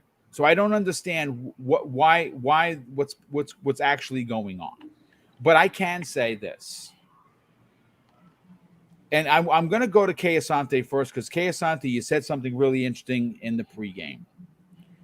Do we want them to release a broken game just to say they released a game? And the answer is no. And I have to bring up the point. Tempest Sun is here. There he is. Tempest Sun is here. He has an orange background, which is very weird. I guess maybe because he is a Floridian. There he is. There you go. Tempest Sun we're going to come to you in a second, and I'm going to hold the point of what you said specifically about a particular PlayStation title that released without multiplayer, and people are not bringing up that point. But PK Asante, we understand that there are a lot of people, and I've heard some pretty interesting stories. If you listen to ILP, there, like for instance, Cognito, my brother, says that the way he experiences the Halo campaign is through co-op. That's how he does it. So he's disappointed, right? There are potentially millions of people, and I've heard some stories. I gamed with my dad, and I gamed with my sisters, and then I gamed with my cousin, and it was all through co-op. And people are going to be missing that. That is going to be an experience that they're not going to get for 90 days, 3 months, give or take. Now, where do you specifically fall on what you said earlier about what do we want? Do we want the multiplayer and the single player campaign, or do we want potentially a broken game that comes out and potentially ends the franchise? Yeah. So I will like let me cut to the chase and give you my opinion on this specific matter. I played much like you. I'm not too much of a single player, too much of a multiplayer gamer. I said this a while ago. I got tired of 14-year-olds swearing at me and calling me the N-word on the internet, so I just stopped doing that. It's just a fact of life. It is what it is. And I'm getting old, so the triggers aren't as quick as they used to be, so I can keep that as an excuse and keep it moving. But I tend to dabble in co-op from time to time, and I know it's absolutely no excuse. The mag is the mag is looking at me like, you wimp. I platinum every game. What's wrong with you? You're playing Back for Blood with us, whether you like it or not. I see him shaking his head. I can guarantee you that. Well, here's the thing. I just want to add this point to I think it's important. The statistics state that under 10% of Xbox gamers play any Halo in co-op. So I think it's even under 2. It's okay. So yeah, go ahead. Numbers Give me the are stats again. If you look at Halo, the Master Chief Collection, and Halo versus 5, the actual games, yes. But the Halo, the Master Chief Collection is a little weird because it has all of the Halos there. Yeah. And so I go by the last Halo game that came out, which was Halo 5. Right. So Halo 5, there's an achievement that you can go in your Xbox app and look at right now. Don't take my word for it. Complete at least one level in co-op mode on Heroic, which is just that's usually the mode people play co-op in. That's how I play. Yeah. You play normal by yourself, and then you go to Heroic or Legendary for co-op. But anyway, there's an achievement for that, 7.65%. Now, you might ask, well, that's just one level. What is the number for people who've actually completed the campaign on Heroic or higher in co-op? That number is 1.22%. There you go. Oh, there you go. For the latest Halo game. Yeah. So, and we knew these stats going into this, right? But every time you speak stats, there's always some anecdotal evidence of somebody going, but I play it here and I play it there, okay? So let me tell you this, for the record, right? When it comes to playing the game itself, I am much like Sovereign. I am much like Mr. Boomstick. I am a single-player, selfish gamer. I tend to be that way just because it's the easiest way to be. You get old, you have kids. It's very hard to coordinate everybody to play all the time. It's always you got to find the time to play, but then you have to get everyone on the same clock, same page. It becomes difficult. So we tend to just go and Halo specifically. I've said this multiple times. I'm on the hunt for all the campaign achievements. I have been playing those campaigns forever. Halo MCC has this cross-play playlist that plays all of them through like one big story from the first to the very last. I've been trying to play that thing through for years. I'm still doing it, right? So, and I have the Halo Bible. Like, I love all the Halo lore, okay? So, I'm a single player, selfish gamer. That's how I'm going to play. None of this stuff affects me negatively. I could just go, I don't care. But I stand with all of those who really, really, really are upset by this news. Why? Because there are very many people that I trust, people I appreciate, people I respect, who came out and we've been having honest conversations, and I play with my daughter. I play, co-op has always been a part and parcel experience for Halo. What was it? I don't see him in the chat today. Dan, the man Cunningham, we were chatting about that. He's very disappointed because of this exact reason. He's always played it with his kids. Yes. And it's a very valid reason. I'm in no way, shape, or form saying that you should, suck it up or whatever. No, that is really unfortunate. And to make matters worse, like Microsoft can go through the loophole of saying it was a different studio head that said it. But before Statham was here, the last studio head promised that co-op would be there day one. Not a British kung fu fighter. Sorry, he's not a British kung fu fighter. Indeed, I've been calling him Jason Statham for 3 months. So it is. I'm sorry. You know what? It's official. Jason Statham works at 343. At 343, that's right. Can't help it. It always happens. It always happens. I mean, maybe they should hire him to get some of the devs in shape. The way these people are talking about. So you're saying that he should be hired to karate chop the devs into shape. That's right. Since Indeed. we all lie about wanting to give the devs enough time to work on what they're supposed to work on, so maybe we should torture them. I don't know. So I hear everybody. To me, honestly, we're all right. All of us are right, but we should all keep it in perspective. Okay, we should all, both on the people who are upset that it's not coming, that it's not coming day one. I hear you. Keep it in perspective. Those of you who just don't give a crap about it and say, "Come on," keep it in perspective. When it comes to this stuff, this is where that whole selfish single player gamer thing becomes a detriment to the conversation. Right? You can put your arms around your brother, man, and understand that he is not going to have the same time you are. And you can, pour a drink out for the man who can't play for 3 months because you are going to have to have that opportunity and he's not going, or he does not have it the way he wants to. You're right. The way he wants to. Yeah. He doesn't. So I completely don't. Yeah. That's right. But let's be clear here. Okay. This is unneeded smoke for 343. Yes. Okay. They screwed it up. I hear you. I'm not denying it. And the post-mortem and a little bit of corporate speak, the post-mortem on Halo Infinite should be a barn burner. I'm looking forward to reading some insights on that, because the heads will roll even if this thing is successful, because it's been basically a shit show, right? Yeah. This being included in that fray. Okay. They promised it. It's not there. I get it. They didn't say it's not coming. Right. Co-op specifically is 3 months. That split screen cut the feature altogether. The way everybody talking about it. Stop it, slanderer, sir. We know you. I see what you're doing there, sir. We're gonna come to Everborn, because I think he has a lot to say that's actually legitimate. Yeah. No, 100%. Right. They it's not coming. It's coming in 3 months. Right. It's unfortunate, but it's 3 months. It's not. And in order for them to bring this game out, they want to make sure that what they're releasing to you is not broken, right? Those in the it's broken, let's delay it camp. I'm not with you. Right there, if it shows up and it's not perfect, I'm right there, pitchforks in hand. Let's do this, okay?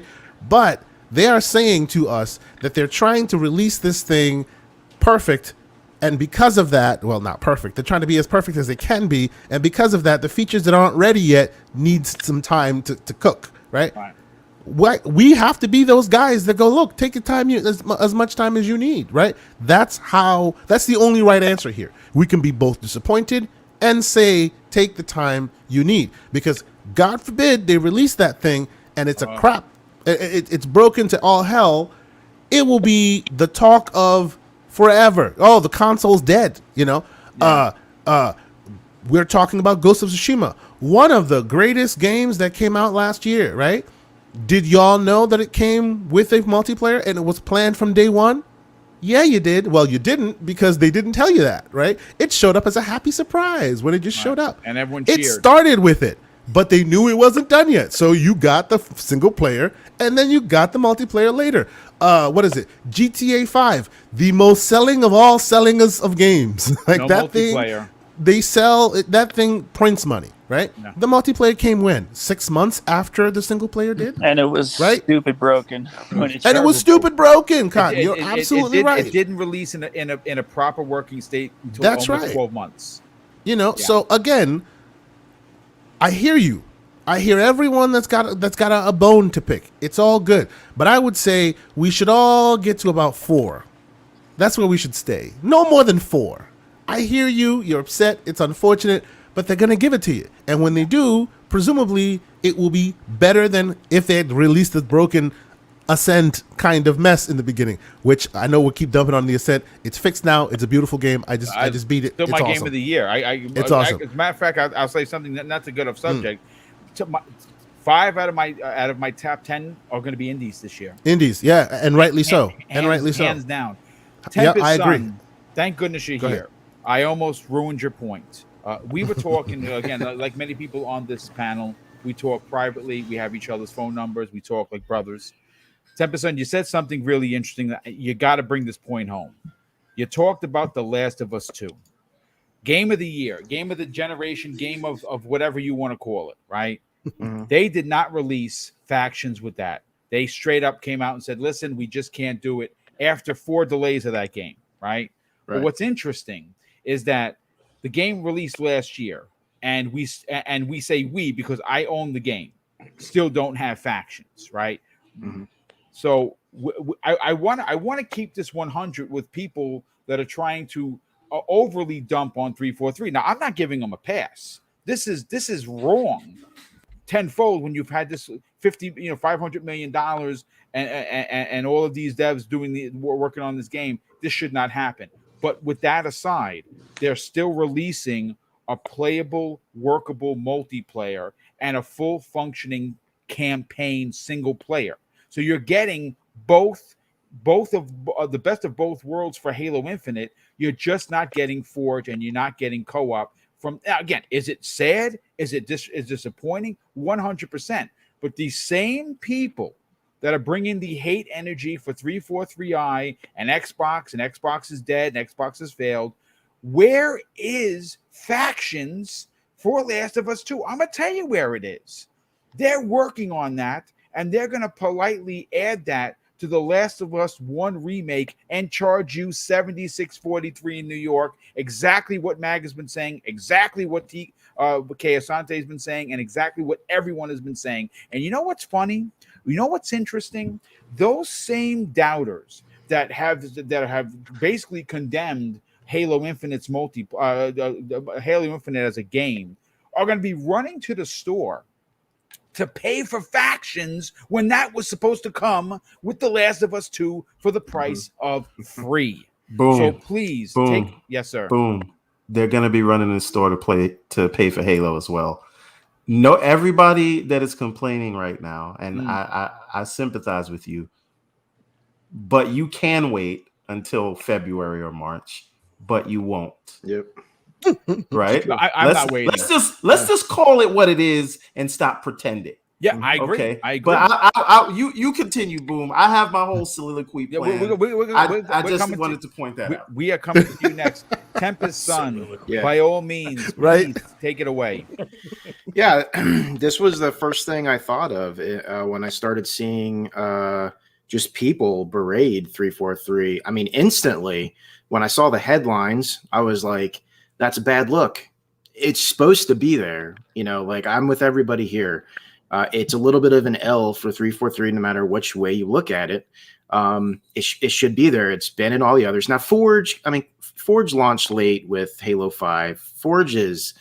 This is a new engine as well. So, I don't really know what kind of hurdles that comes with. Not many games come with a level creator, campaign creator, whatever you want to call it. So Forge is its own little thing, so I can completely understand. If you give them crap for Forge not being there at launch, I think you need to be worried about something else in your life. But as far as the co-op thing goes, yeah, it should be there. I agree. So that's my initial thought was it should be there. That's a shame. That's about as far as it went for me. I was like, that's a shame, right? And it doesn't affect me any. I don't play Halo co-op. I did when I was like 13 or 14 when it first came out on Xbox. I played it then, but that's Xbox launched with like 3 games, and the only game anybody cared about was Halo. So you played that for months while you waited. It wasn't even online back then. Yeah, it wasn't even online. It was it's couch co-op. That's when I played Halo co-op, right? Yes. But seeing people, and let's face it, What gets me and what kind of befuddles me is there's the obvious. I mean, this console war thing is like sports. It's like politics. It's like everything else. Yes. The second, one side, albeit Nintendo fans or cough, cough, it's probably mostly Sony fans, they see this headline. They're like, ha, ha, ha, 343 sucks. And then they fake concern. They're like, oh, this is so terrible. I can't believe they're doing this to y'all, so on and so forth. Right? And that's exactly what it is. They don't care. The one demand better, bro. Yeah, demand better. Exactly. But what gets me is the hardcore Xbox guys too. Yeah, they just go on and on about this. And you can criticize, you can condemn, you can do all that stuff all you want to. But I think it has to almost have limits. And so much of the stuff coming from the Xbox side of things, I almost feel like is, hey, I'm an Xbox guy, but I criticize Xbox too. Look at me. I criticize Xbox when they deserve it. That's exactly what this is. Yep. That's what I feel like. Virtue that is. signaling. Very much. Yep. I didn't want to say it because I know a lot of people hate that term. But that's exactly what it is. 100%. Yeah, that's exactly what it is. And I'm over it. I think I'm already, it might be my job. I don't know, but I think I'm already a little bit over like Twitter and social media. I just can't take it anymore. It drives me insane. But the first thing I thought of after the initial, what everybody was talking about, I said in the DM, I said, well, where the heck is factions? Like, where is that? Yeah. When that initially came out, you had the leaks. Everybody was enraged. And, I'm not going to get into the Last of Us spoilers. It's been done to death, talked about forever, whatever.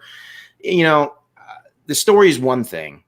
To me, one of the things that might have edged me on to purchase said game, in spite of the story being what it was, is that kind of multiplayer mode. It kind of reminds me of Metal Gear Online. The old Metal Gear multi. It's just different. It's a very different kind of multiplayer.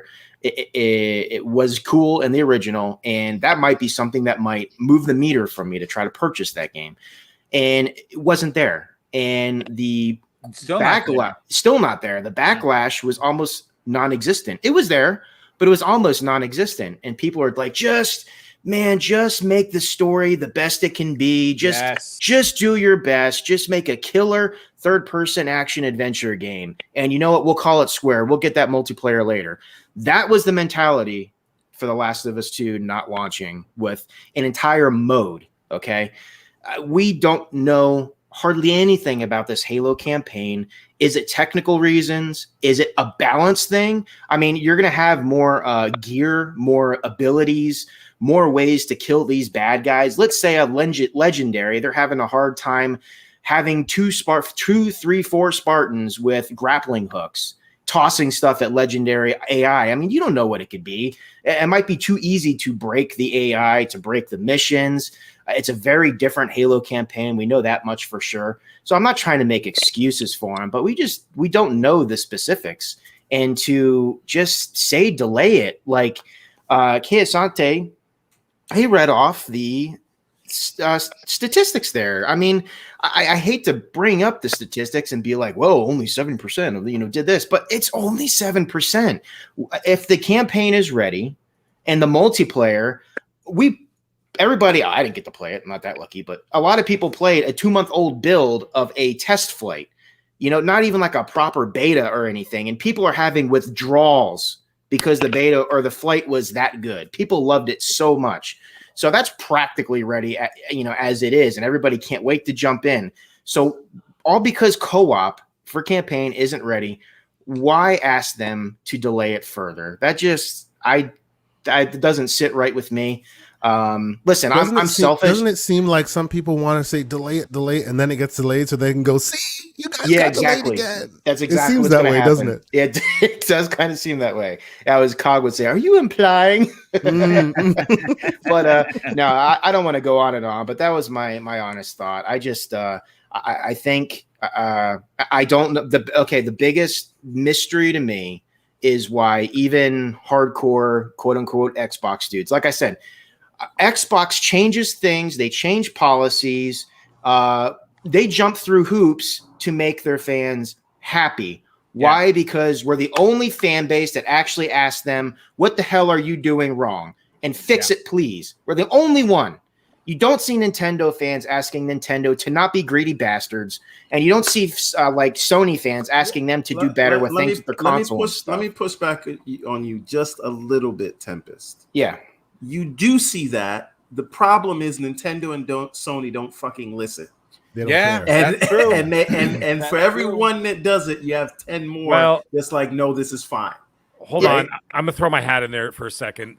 People do say something, but then they don't follow through with their convictions. So they'll be like, oh, man, I don't want to pay an extra. I don't want to pay $70 for this or $100 for me or whatever, right? But then they just turn around and do it anyway. Mm-hmm.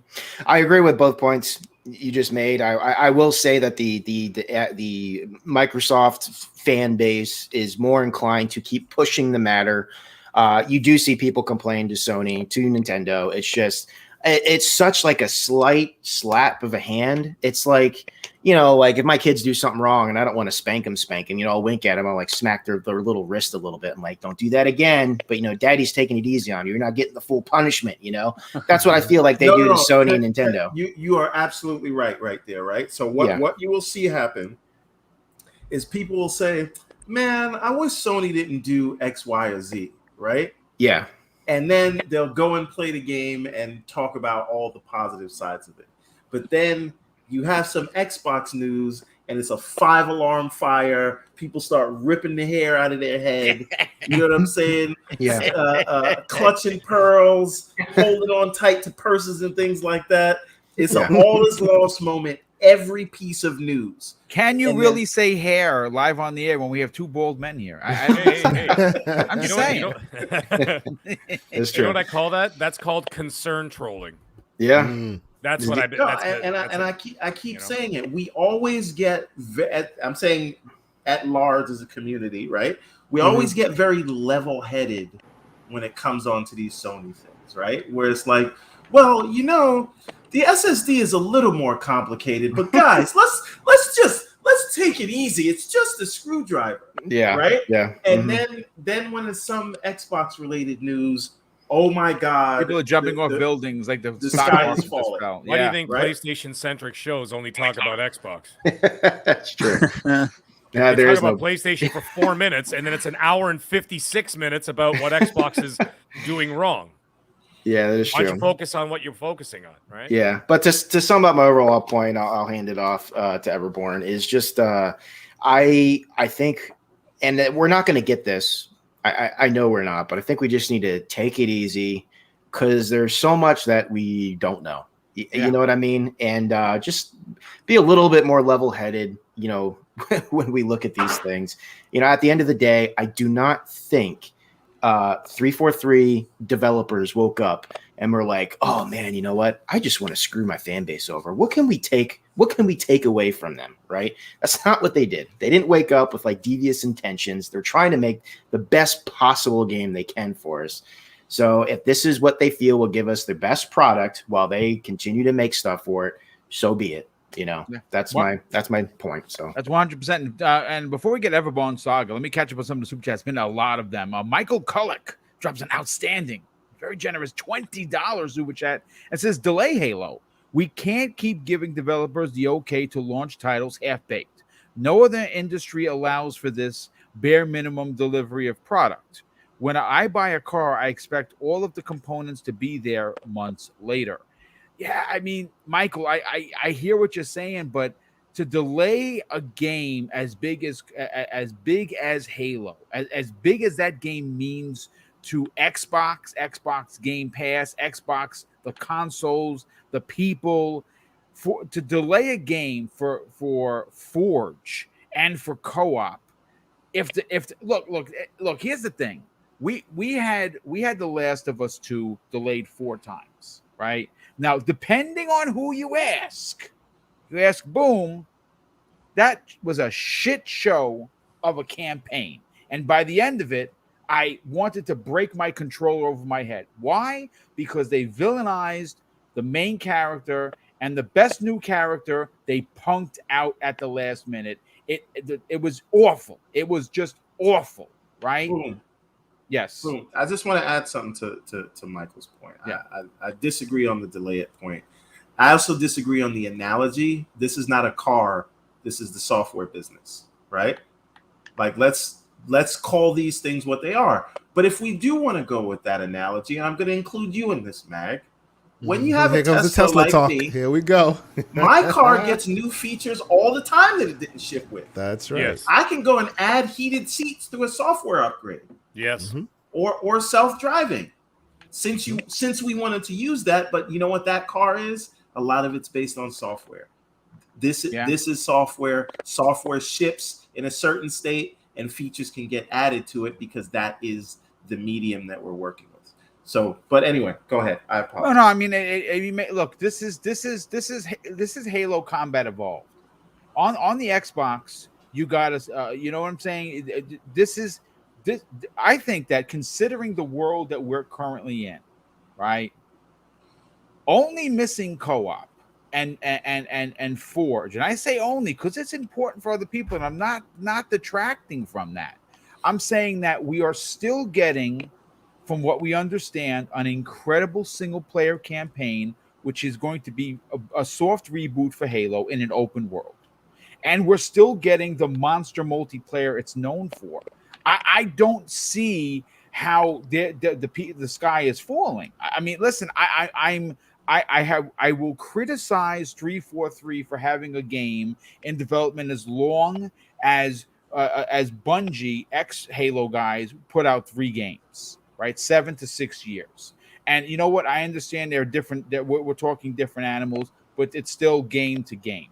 So I'm going to criticize them. They're not getting a pass with Boom. I think this is somewhat egregious to some extent. But again, the Wandering Dutch is going to break down for us as soon as everyone is done the technical aspect of why this is happening. But again, I'm happy. I'm going to be playing Halo this fall, and I'm going to be taking advantage of both the single player and the multiplayer. So I am still getting the best of both worlds. But Michael Culloch drops an additional $2 super chat and says, not months later. Yeah, no, we know what you meant, brother. Dan Lazaro, generous friend of the show, he says less than 10% of players use co-op. They can wait. I mean, look, I don't want to shit on the people who really use the co-op. Me either. This is not about, because there, you know what the stories that touch me. Listen, folks, we can get emotional here. Okay, there are some stories that I have heard where players, gamers, have played Halo with their dads. Right, their dads are no longer around, and they want to now play with their kids like they did with their father. That's special, man. You know what I'm saying? You can't tell me that it's okay that's not there, because they can't do that. Now, granted, they told us 3 months. 3 months you get co-op, 6 months you get Forge. Let's just enjoy the game. And when the 3 months are up, hopefully they can hit that mark, and then people will be able to enjoy Halo in a type of perspective that they want. That's all I'm going to say about it. But Michael Culloch drops an additional $10 super chat and says, this current culture of just being okay with added fundamental features to a game later is just strange. Call me a boomer, but I remember when games launched content complete. Yeah, but also games didn't cost $50 million to make. I mean, they weren't live services. They weren't live grow services over as well. time and all this extra, you know. And they also were unpatched. So if there were game breaking bugs at launch, you couldn't fix them. You were stuck with them forever. You're stuck with them forever. Yeah, right. we're going to get to you, Wandering Dutch. Flame drops a $5 super chat and says, it's okay to not want to play with others. No one can take that away from you. However, why is it okay to take co-op away from us for months seems unfair? See, this is Flame is someone that's being personally affected by co-op for one reason or the other, and it's not an excuse. I'm not making an excuse. I still think it's wrong, but there are some technical aspects to why this is happening. He drops an additional $2 super chat and says, in 3 months, no one will care about campaign mode. I don't know about that. Not true.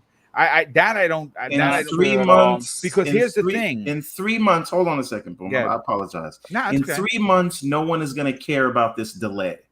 That's what's going to happen. That's definitely true. I think you're onto that, because here's the thing. See, for me, I've always played with my brother Dan, right? My brother Neo Mental.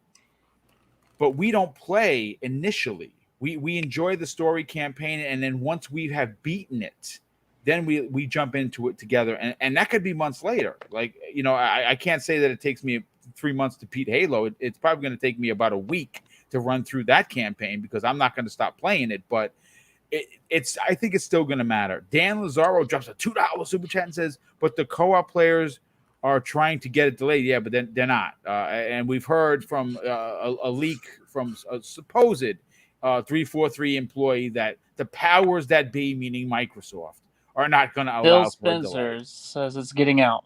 Yeah, Phil Spencer. I honestly think this is above Phil. This is the board, probably. Yeah, probably.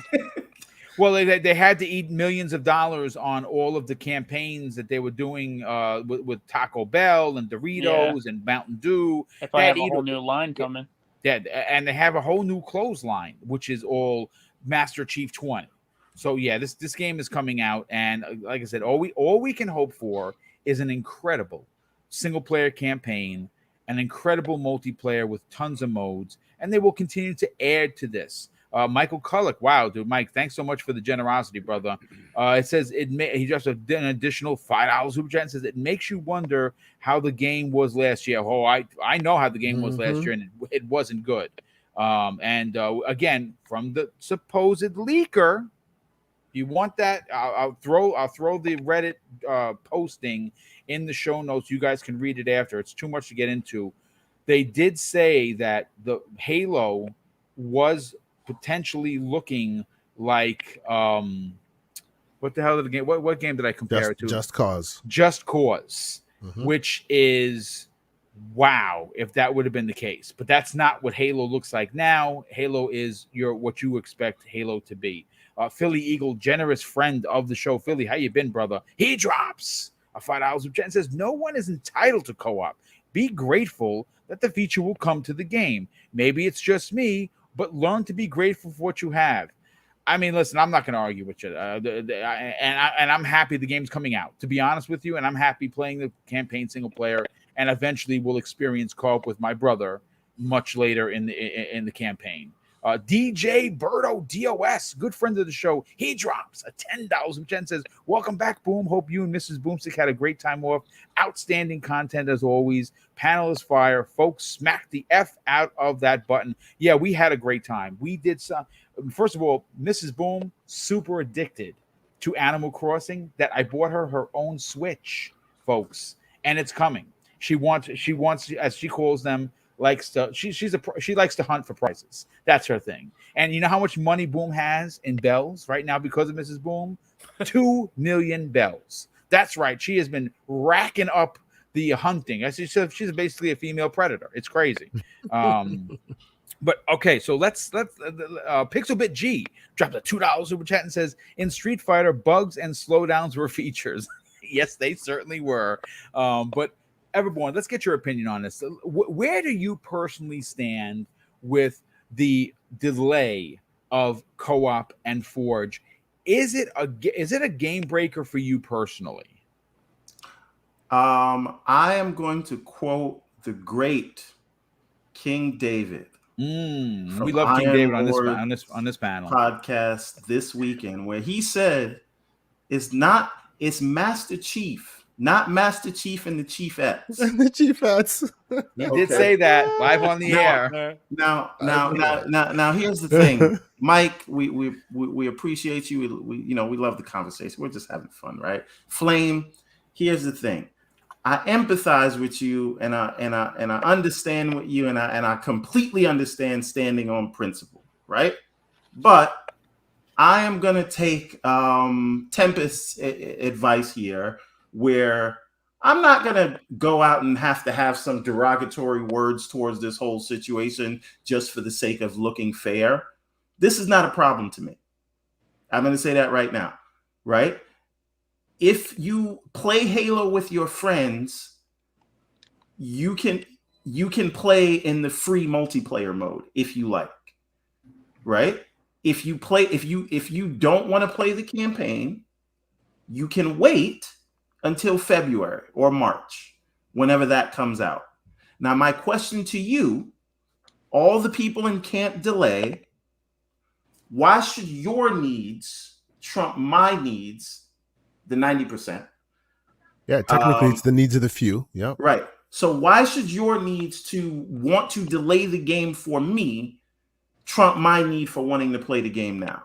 Now, and I mean that in no disrespectful way. It's a serious question that I would hope people would answer. And I will say to those people who this is really affected and they want to make a stance, let your voice be heard. Don't be amongst the ranks of the people rushing to play it day one, because that's the only way they'll learn. And maybe they will see a dip in their user engagement. So what I'm saying is, if you want the game delayed, you can make it be delayed for you. Yeah, just don't play it till March, dude. And all these people complaining, I don't want to see your achievements.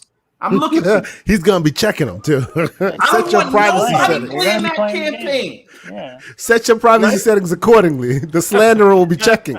Screenshots captured in 4K. Like a superhero now. Everborn receipts saga. It's not slander no more. We taking these receipts. Okay. So now, but seriously, now I want to put on the big boy pants, right? The reason people are so upset is because 343 and Microsoft are more transparent than almost any other big game publisher or developer. And they let us see behind the curtains and how the sausage is made. And if we fault a bit, that's a double-edged sword. We're gonna let you see the good and the bad. Mm-hmm. Do you want somebody to only tell you what's good about them? No. Right? No. Right. So that is the thing, right? So we have to put on the big boy pants and say, okay, I can handle that news. Unless you can't. And you can't on the one hand say, I want devs to take all the time they need to get it right. And then on the other hand say, but I need it now. So which one is it? And I believe everybody that's upset about this does want to give the devs all the time they need. So if it's not ready, it's just not ready. We're not children, right? I mean, some of us are, but for the most part, if you're talking about the legacy of Halo, you're not a child, right? So I'm so like we can stop with all the wah. I didn't get what I wanted, right? It's coming. This is not Battlefield 2042 where they got rid of the feature altogether for the sake of we just want to focus on the multiplayer. That's the way people are talking about it. You gotta wait, deal with it, and maybe. For me, this is all dependent on whether the product that they released was good. So if polishing the campaign and the multiplayer, right, to a point where we get a stellar campaign, because I am accepting nothing less at this point than a stellar campaign. I agree, 100%. Yes. From Halo Infinite. From Jason Statham, by the way. Joseph Staten. I'm gonna call Jason Statham to kick everybody in the face. Anyway, no, but this is the thing.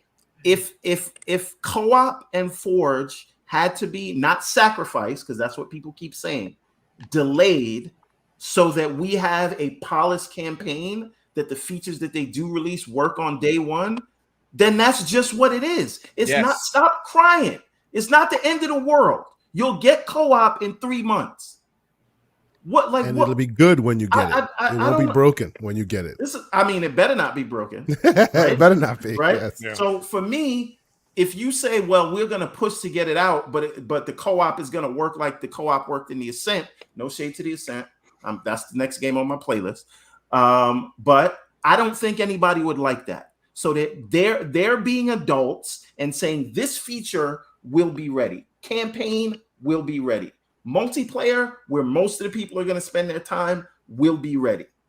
So we are going to give you what's ready now, what is polished now, and when the other feature is ready, because we don't want to put it out before it's ready, then that will come out. Yeah. So again, do you want to give the devs the time they need? And do you want to stop everyone else because you didn't get what you wanted? So I pose that back to anyone in the delay camp. That's where I'm going to leave it for now. No, that's a great point.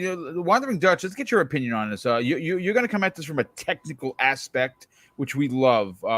Again, you were very you know, when we were talking behind the scenes, you were very much in the camp that yes, delay would not be good, and it would not make sense. Where do you currently sit for Halo Infinite, and where does the technicality come into? Because I've read some things about how they're trying to implement the co-op, and I'm going to be honest with you, I don't know if they're going to be able to do it. It seems because Halo Infinite is so different from all of the previous Halos that are they going to be able to do it in 3 months? I don't know. Yeah.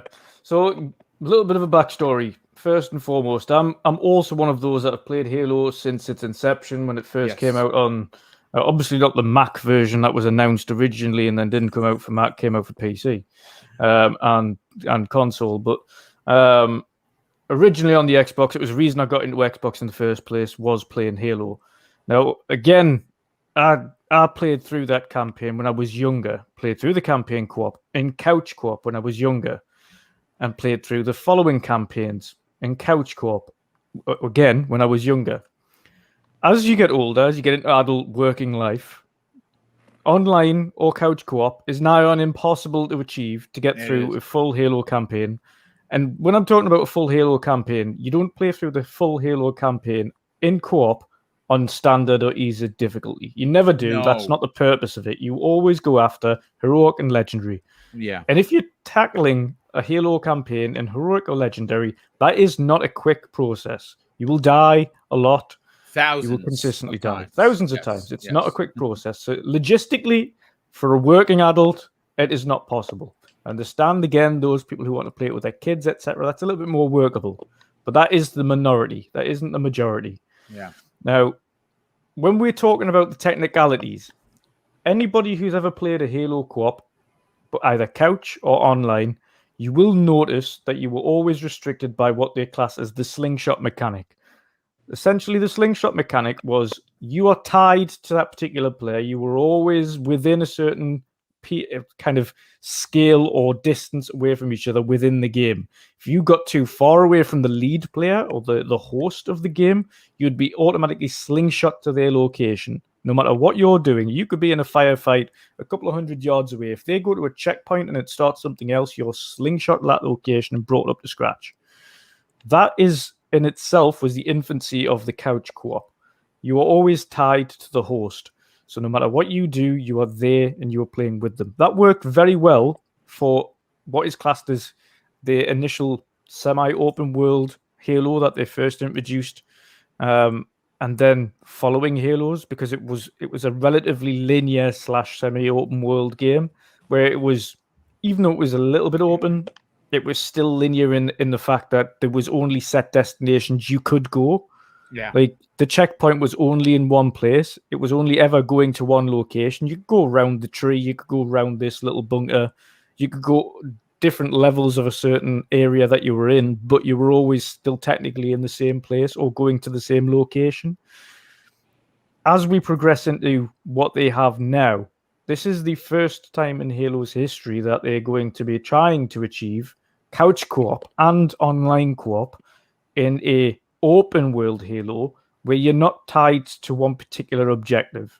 So you're not just going to one particular location over there. You also have side objectives. Do you want to take out this gun battery over here that will help further support come down and further Spartans or ODST?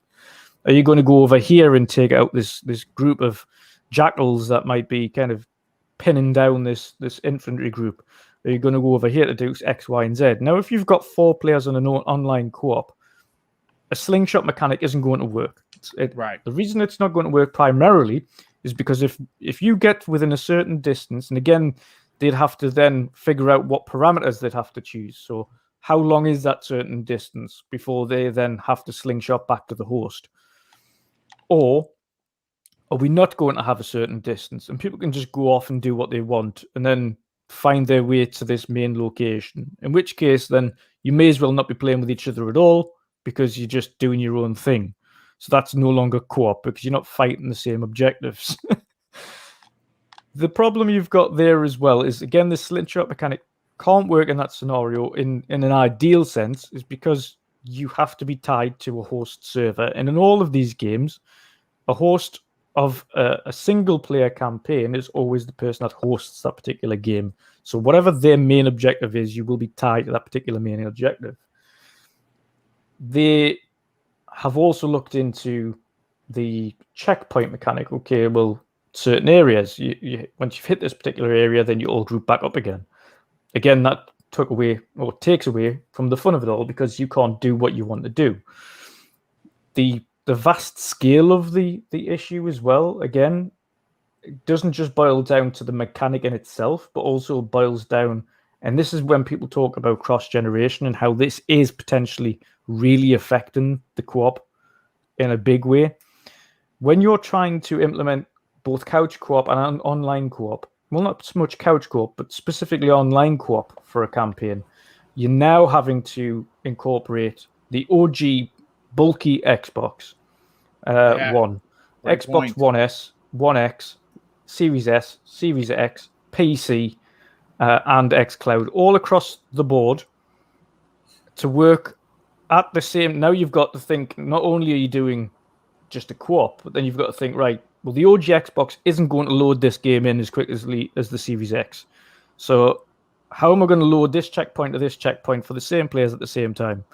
Or how am I going to get from point A to point B and everything generate at the same time? How is the performance going to handle from point A and point B? How are the enemies going to draw in at the same? The draw distance is going to be the same.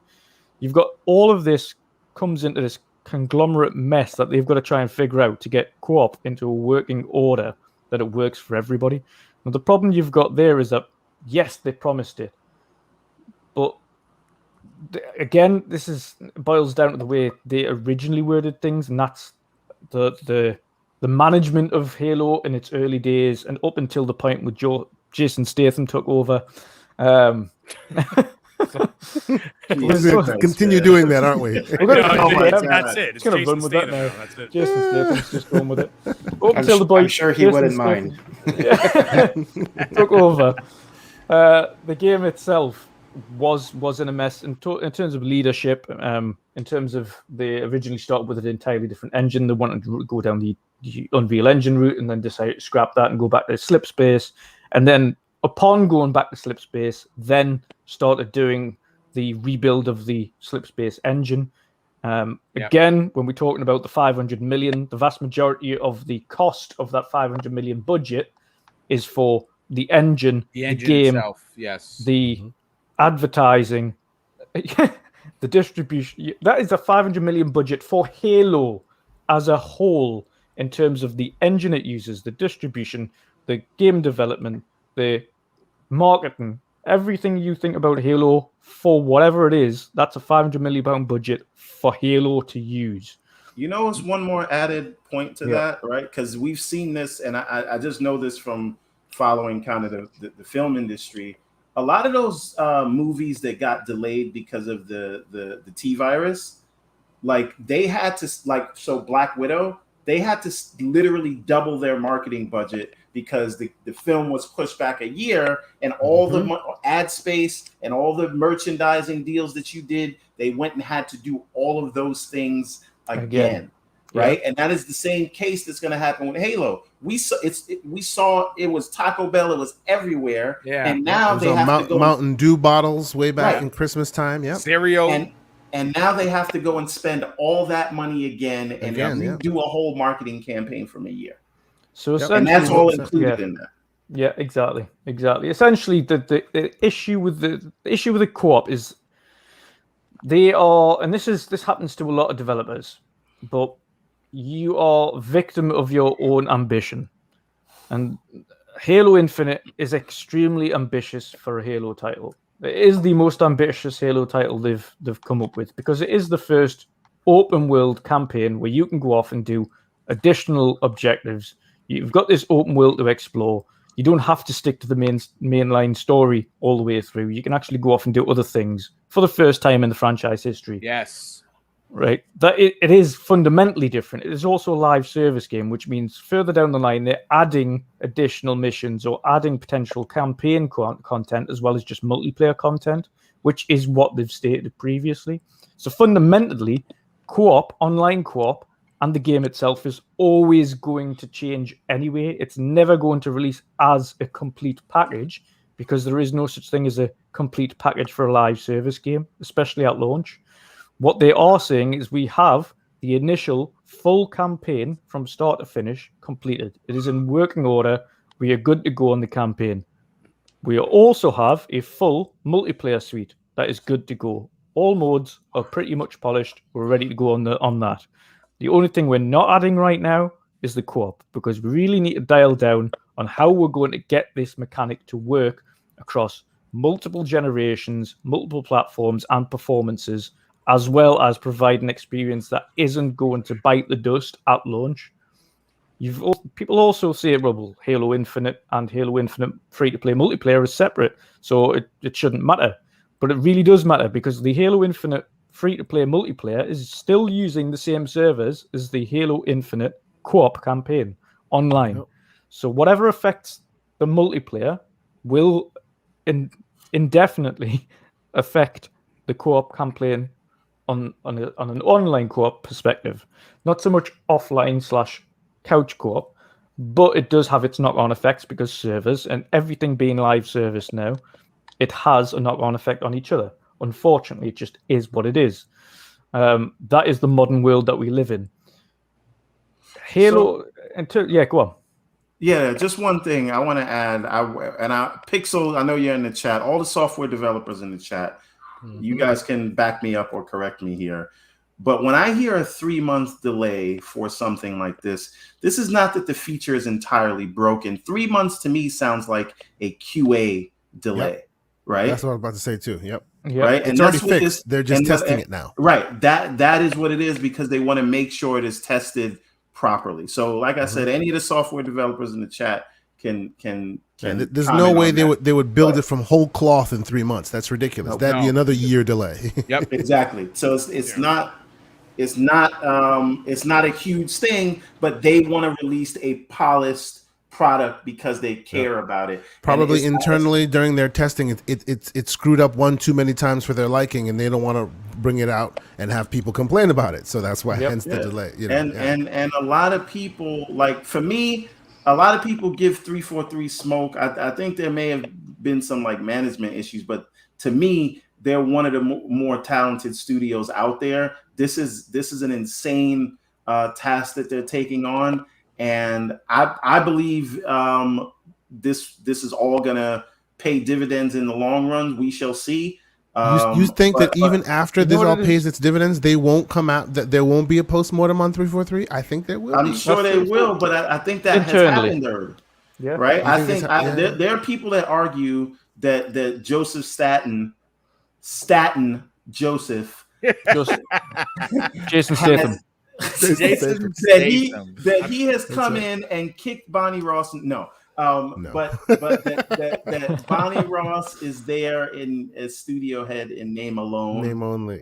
We know Chris Lee is already gone, and every time someone speaks about it, you see Joseph Staten, right? So a lot of those changes could have been made, but again, I just want to I really don't want to be like all on that studio until we see what the product is. I will add one point for you.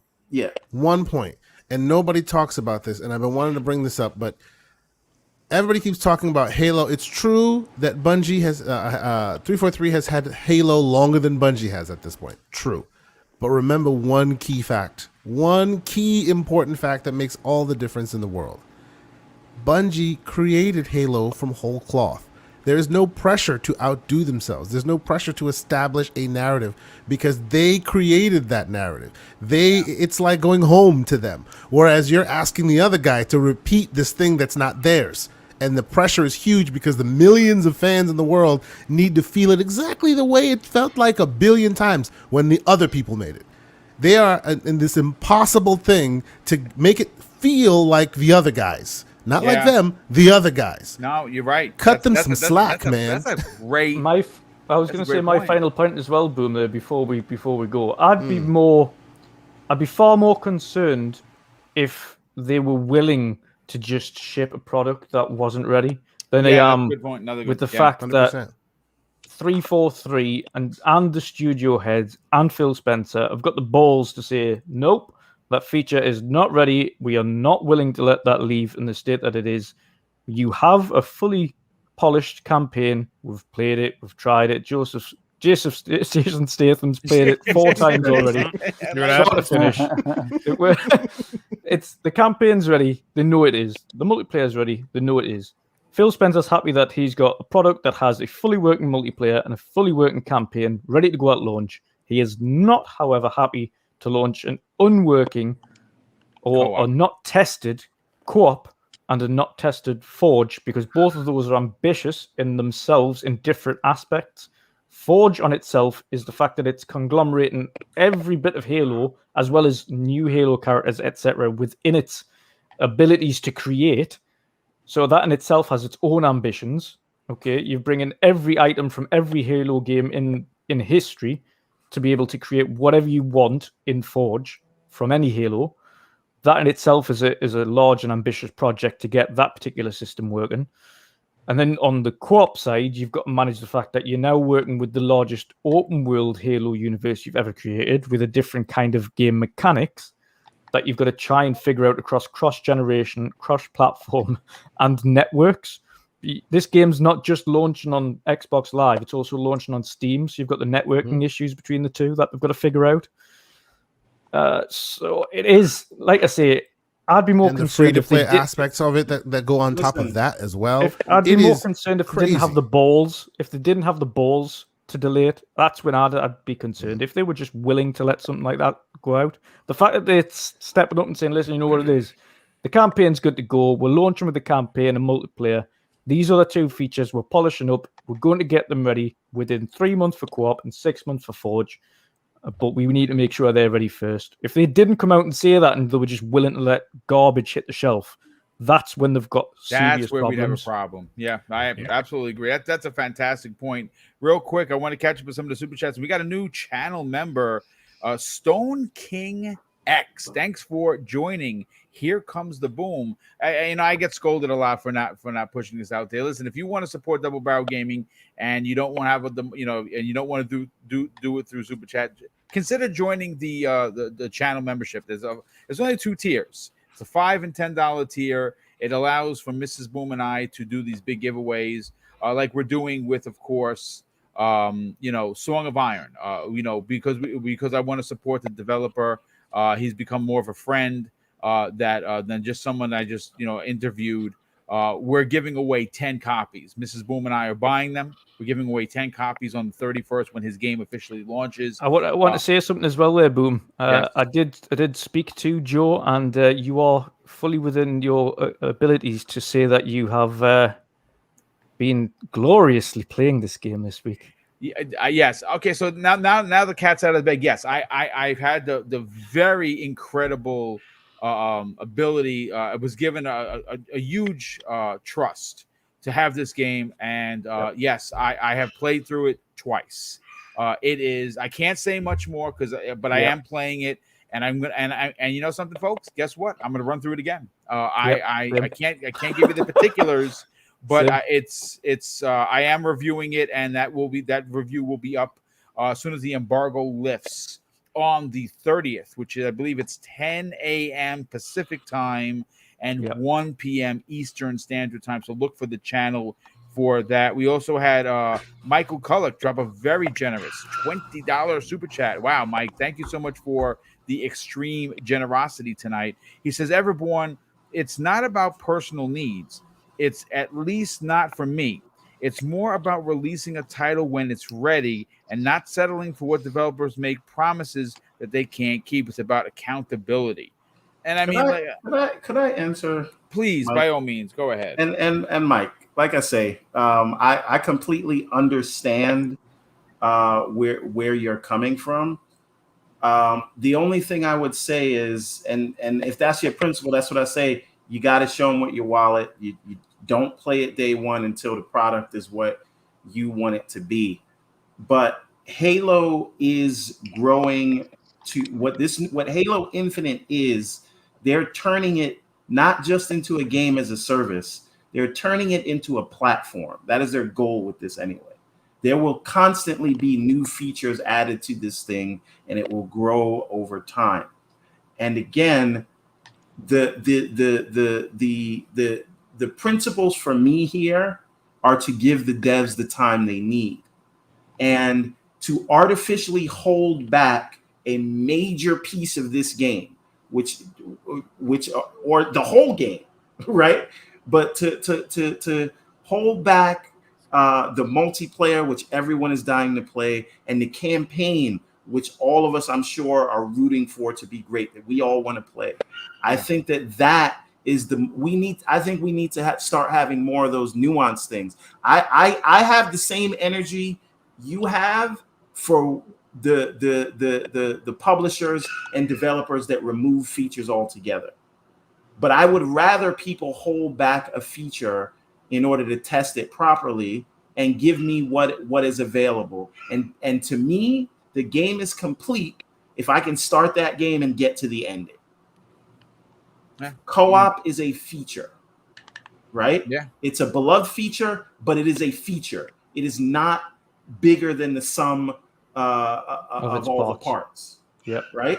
So I understand what you're saying, but I don't think that should be delayed. And maybe I'm being selfish because I know I will never touch co-op. So whether it was there day one or year two, it would have never got any play from me. Right. So I will own that maybe I'm being selfish, but stepping back and looking at it in a more broad sense, magnanimously, I think we should look at this as a good move because they did not want to ship that feature that was broken. And they thought that we were adult enough to handle knowing, not saying you're not being an adult. I'm not saying that at all. I'm just saying they made this decision that we are going to push out what works. And again, if this campaign comes out and it comes in hot and it is a buggy mess or it's just not good, I will be right there with you. We're sharpening all our pitchforks side by side. There we do it. Let's do it. Right. So that's when we put our monies together when we bring in the real Jason Statham to start. Exactly. We're gonna put our funds together and hire. We need a Photoshop at this point. Head of Joe. Come on. So somebody's got to do a Photoshop of Jason Statham as Joe Staten. As Joe Staten. I appreciate you, Michael. I just disagree with you. Okay, that's great. Derek A drops a $5 super chat and says, if Halo multiplayer is delayed too, will it be possible to get new players who normally play Battlefield? Yeah, there's no delay on the multiplayer. That's not even a question. And also Michael Kullick drops another additional $5 super chat and says, I also heard they're adding assassinations later. Yeah, they're going to be adding to this game for years. Flame drops a $5 super chat and says, apologies to the panel for my heated comments. Just like I like to be consistent on my stance personally. A couple of my buds are sad about co-op in particular. Oh, no, that's all right, dude. Listen, you don't have to drop super chat for that. You're allowed to be disappointed. We're never going to take that away from anybody. You've got a full right to be disappointed that something that you want isn't there at launch. That isn't the point. The point is, of course, unfortunately it is the way it is. It is a live service game. I think people need to wrap their heads around that. Like Halo 5 was also a live service game. That launched with online co-op, that was a bit buggy and messy at first. And it didn't launch with couch co-op at all. It never launched. Actually, people didn't realize it didn't have couch co-op until it launched. And then, I mean, a lot of reviewers were like, what? Yeah, what's I was going just about to dive in and nothing. What? Okay, I've got to buy a second Xbox to play online. Okay. A quick aside there, Dutch. You bring up a very interesting point. Yep. You know, like we had this conversation about Ghost of Tsushima launching and people loved it and all of that, right? Yeah. We now know that Halo will not launch, quote unquote, complete based on what was said before. Do you think that will be held against them in reviews? Because you know Ghost of Tsushima did not get that held against them in reviews. You can't. Well, this is another thing. Yes and no, and it depends on the reviewer, because you cannot technically review something that isn't there at launch. You can only review the sum of its parts that are available. But the fact that you know that it should be there or it will be there at some point, won't that make you go, oh, that's a minus because it's not there now? It depends whether or not to do a retrospective review. Have you read the Metro UK? That's no, we're gonna make it an asterisk just cause. That's why. That's the problem. And that's because of this, I suspect. Over here, but don't listen to them. Because of this specific reason, I suspect that even if Halo Infinite was in any conversation of Game of the Year, provided that it's absolutely genius, we don't even know if that is true, but this will hold that back. Just the fact that you, the reviewer, know in your head that there are certain things that should be there because they said they would be there, and now they're not bringing it there. That will be okay. Well, I'm taking points away from that. We're gonna have to hold. Yeah, we're gonna have to hold those reviewers accountable, because these are gonna be the same reviewers that gave 10s to Last of Us 2. And you know something? That's when the receipts are gonna have to come out. That in itself is when a reviewer's not doing their job properly, because you don't review something that isn't there. You can't. What you have to review is the features that are there at launch, not the features that could be there in several months. That's not how that works. You review what you've been given to review, and that is that. Yeah.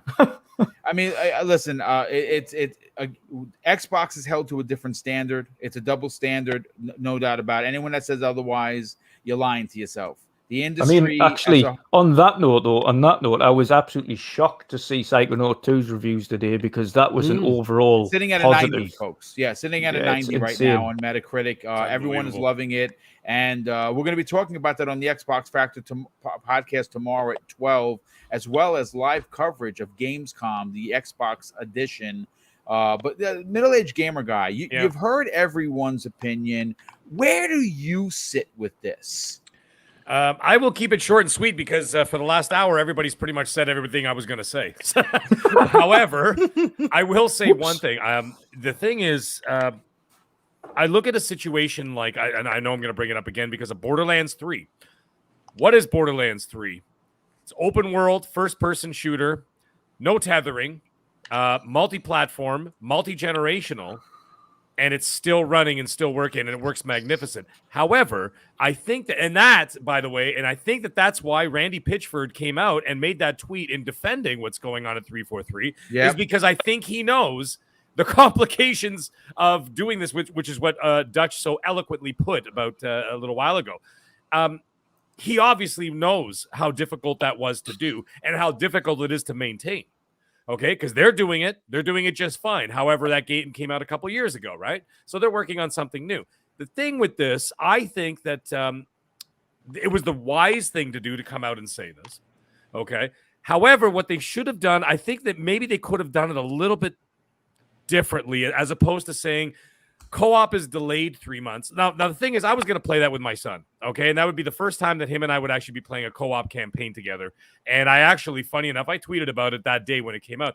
I swear to God, it was like an hour before. I was talking to him about it, and I said, "You looking forward to playing the new Halo with Daddy?" And then all of a sudden, an hour later, I'm like, "Oh, come on." And that was my first reaction, right? But then I thought about it. I'm like, you know what? It's not that big of a deal. Not that big of a deal. So, but here's the thing, though. They could have released it as a schedule, so to speak, because this is going to be a live service game that's going to run for several years. Okay, this is going to be their Destiny 2, essentially, right? Yeah. What they could have done is just said, here's the schedule of what's coming out for the next 6 months, and make it almost like a, once every 6 months newsletter for the players. Okay, first 6 month schedule is as follows. Whatever date they release, campaign, full multiplayer. And then all of a sudden you go down the list and be like, okay, in January, we're going to be launching co-op campaign. In March, we're going to be launching Forge. Stay tuned for the next update in the next couple of months as we continue to update this ongoing game. Well, Mag, if they did that and they didn't come out and say it and have old Jason Statham sitting on the chair, in a chair, kicking people in the head, right? Yeah. People would have been like, oh, did you see what they did? Not only did they news dump, they didn't even mention it. They hid it in between the text. It would Sony's be been even doing that worse. Sony's been doing that since the PS5 launched, or actually a year If before only it it launched. was the same. And That's part of their charm, you know. It's part of their charm. Now. Yeah, I know. I get it, brother. I get it. But like, here's the other thing. Like, very quickly, you look at that situation. If you put it out there like in a schedule, people will look at it, and it doesn't sound as harsh as co-op campaign delayed, right? And that's what people saw. Now, the thing is, my only problem with this is that, okay, yeah, I'm slightly disappointed, but guess what? I'm gonna be playing like 5 AAA games in 4 months. I'm gonna be busy. I won't have a problem with it. I'll get back to it at some point. I'll play a co-op with my son, or I'll play with whoever else online. But here's the other thing. What my biggest problem about this whole situation from the beginning was not about the actual co-op campaign and Forge. It was about the perception. That's all it was to me, was about the perception. And the problem is that it's had such a spotty history that it just, even if it doesn't come across as a big deal, in terms of perception, it just looks like one more hole in a leaky ship. Yeah, and the optics weren't good. Yeah, I agree right. with and you. So it becomes a PR situation now. It's not about the co-op. It's not about, the complications of how to make the co-op work. It's not even the tech. It's the perception that they don't know how to finish the job. And that is all it is. And that's all it is. Snatching defeat from the jaws of victory. But here's the thing. People need to understand. The missions change. They always do. They always do. See what I did there? See?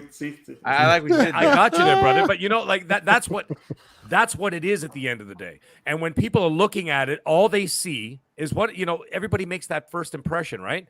When they made that first impression of Halo Infinite last year, it wasn't good. So now what they had to do is now they had to fight uphill this entire year to get to where they are. They released that first the multiplayer beta situation, whatever the hell they call the which flight. Was glorious. And everybody's like, yes, Halo's back. And then all of a sudden they drop this. And like I said, it isn't a big deal. When you really look at it, you're like, I don't understand what all the crying's about. This is not the end of the world. It's still coming. Or they could have gone the Borderlands route. They released Borderlands 3, and guess what? The online co-op was a buggy mess, and it took weeks, if not a couple of months, to get it worked out. So, yes, it would have been better to just say, you know what? Like I said, they had the balls to at least say it. Say, hey, listen, we're going to delay a little bit so that it's not... Like Asante said, it's not like they started working on it yesterday. They have a working model of it probably for the last year, but they want it to come out properly without a hitch. And I don't blame him for that. That's totally so, man, fine. One last quick thing. Yes. The timing of it being Friday, right? Yes. Like you said, first it came out, people had bad perception, delay. Yep. The whole Halo franchise has had a cloud on it because of Craig's face and all that, right? Then they show this multiplayer thing with bots. We jump in, all is forgiven, right? And then Friday, boom, news dump, crazy madness. Oh Lord, all that back down.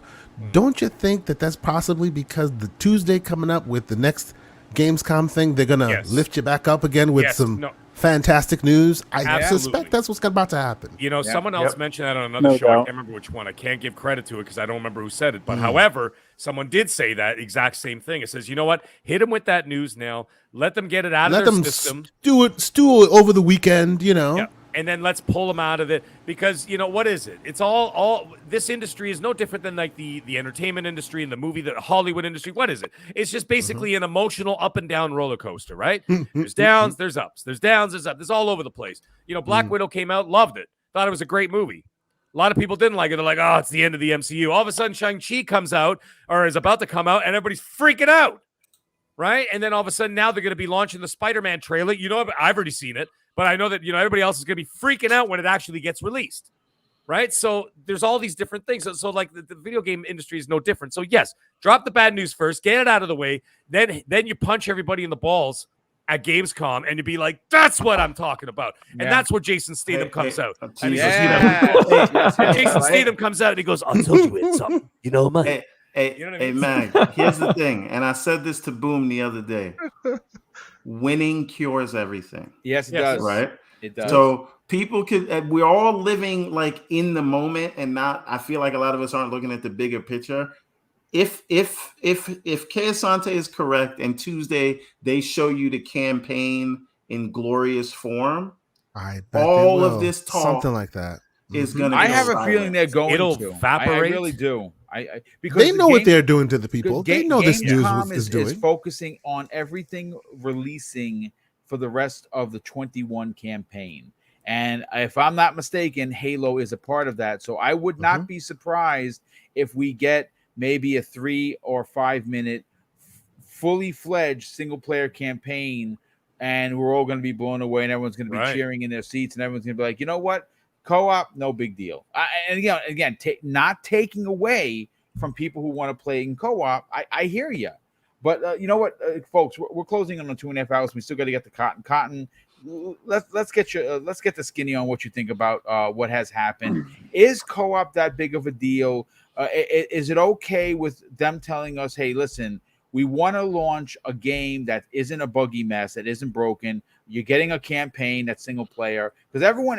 That's the other thing that's always. This was a little bit of a conundrum for me, Cotton. Everyone is always barking at Microsoft to release a single player, story driven, adult themed type of game, and you're gonna get that with the Flood. You're gonna get that with the Banished. You're gonna get that with Master Chief in a new open world. It's a soft reboot. And people are still beefing. What is happening? Oh man, I think it was just blown out of proportion completely. I mean, if you watched the stream that they did, they broke it down. They said, they want, like you guys have touched on. We touched on most of everything, but it's like they want to release something that is finished and ready. And co-op and Forge are not ready. Like, you're not going to go in and play a broken single player campaign or broken multiplayer. Like, you're just not going to. They're not going to take that L. I think they would have got a lot more flack if they came out on that stream and said how they were talking about, the release date. Actually, co-op's not ready, so we're just going to delay the whole game. You know how much more crap they would have got if on Twitter, everywhere, if it came out that they were delaying Halo again after a year, and people want to delay the game now. I don't know. I played co-op from the beginning, like Tempest said. Like, back when I was like 10, and I'm playing Halo 1 CE co-op with my brothers. Like, it was just couch play. There was no online unless you hooked up to your computer and played like Xbox Connect or whatever. Co-op was a big part of Halo. I played co-op Legendary on all of the Halos. I'm achievement hunting. I just want to do it personally. Like a lot of you said, I'm going to go through it single player first, then I'm going to jump into multiplayer. And I mean, the fact that it's a live service game and they're going to have seasons and they're going to drop extra content and whatnot, that co-op is going to be pinned to one of these drops. Everyone, if you've played the single player or not, everyone's going to be re-hyped up to go jump in and play it again or for the first time on co-op. Like, that's the bottom line. If you're like a hardcore Halo fan who's deep into the lore and the story, you're not going to wait. You're going to play single player. Like, I don't really care what you say. I mean, if you're really that into it, there's no way you're going to wait. If you do, though, everyone's going to want to replay it. I mean, the fact you have Master Chief Collection out there and people are replaying all the Halo campaigns. I'm still people doing want it. to act like Halo's campaign has no replay value. Like, it's crazy. Like, I've played all these campaigns by myself. I've played them on co-op. To just wait a little bit longer is not a big deal. Time's going to fly. There's going to be a lot more games coming out. Jump into multiplayer. If you don't want to play campaign, then go play some Battlefield, play some new Call of Duty, whatever you want to play. And before you know it, co-op's going to be there. Forge is another thing. Like, I think there's a lot of people who really use Forge a lot and a lot of people that don't at all and never will. But there's a whole community around that. It's kind of sad that that's 6 months out just because they make like custom games great for everybody. Like, custom game lobbies are a huge thing. They just added the custom game browser into Master Chief Collection, and there's a lot of people in there.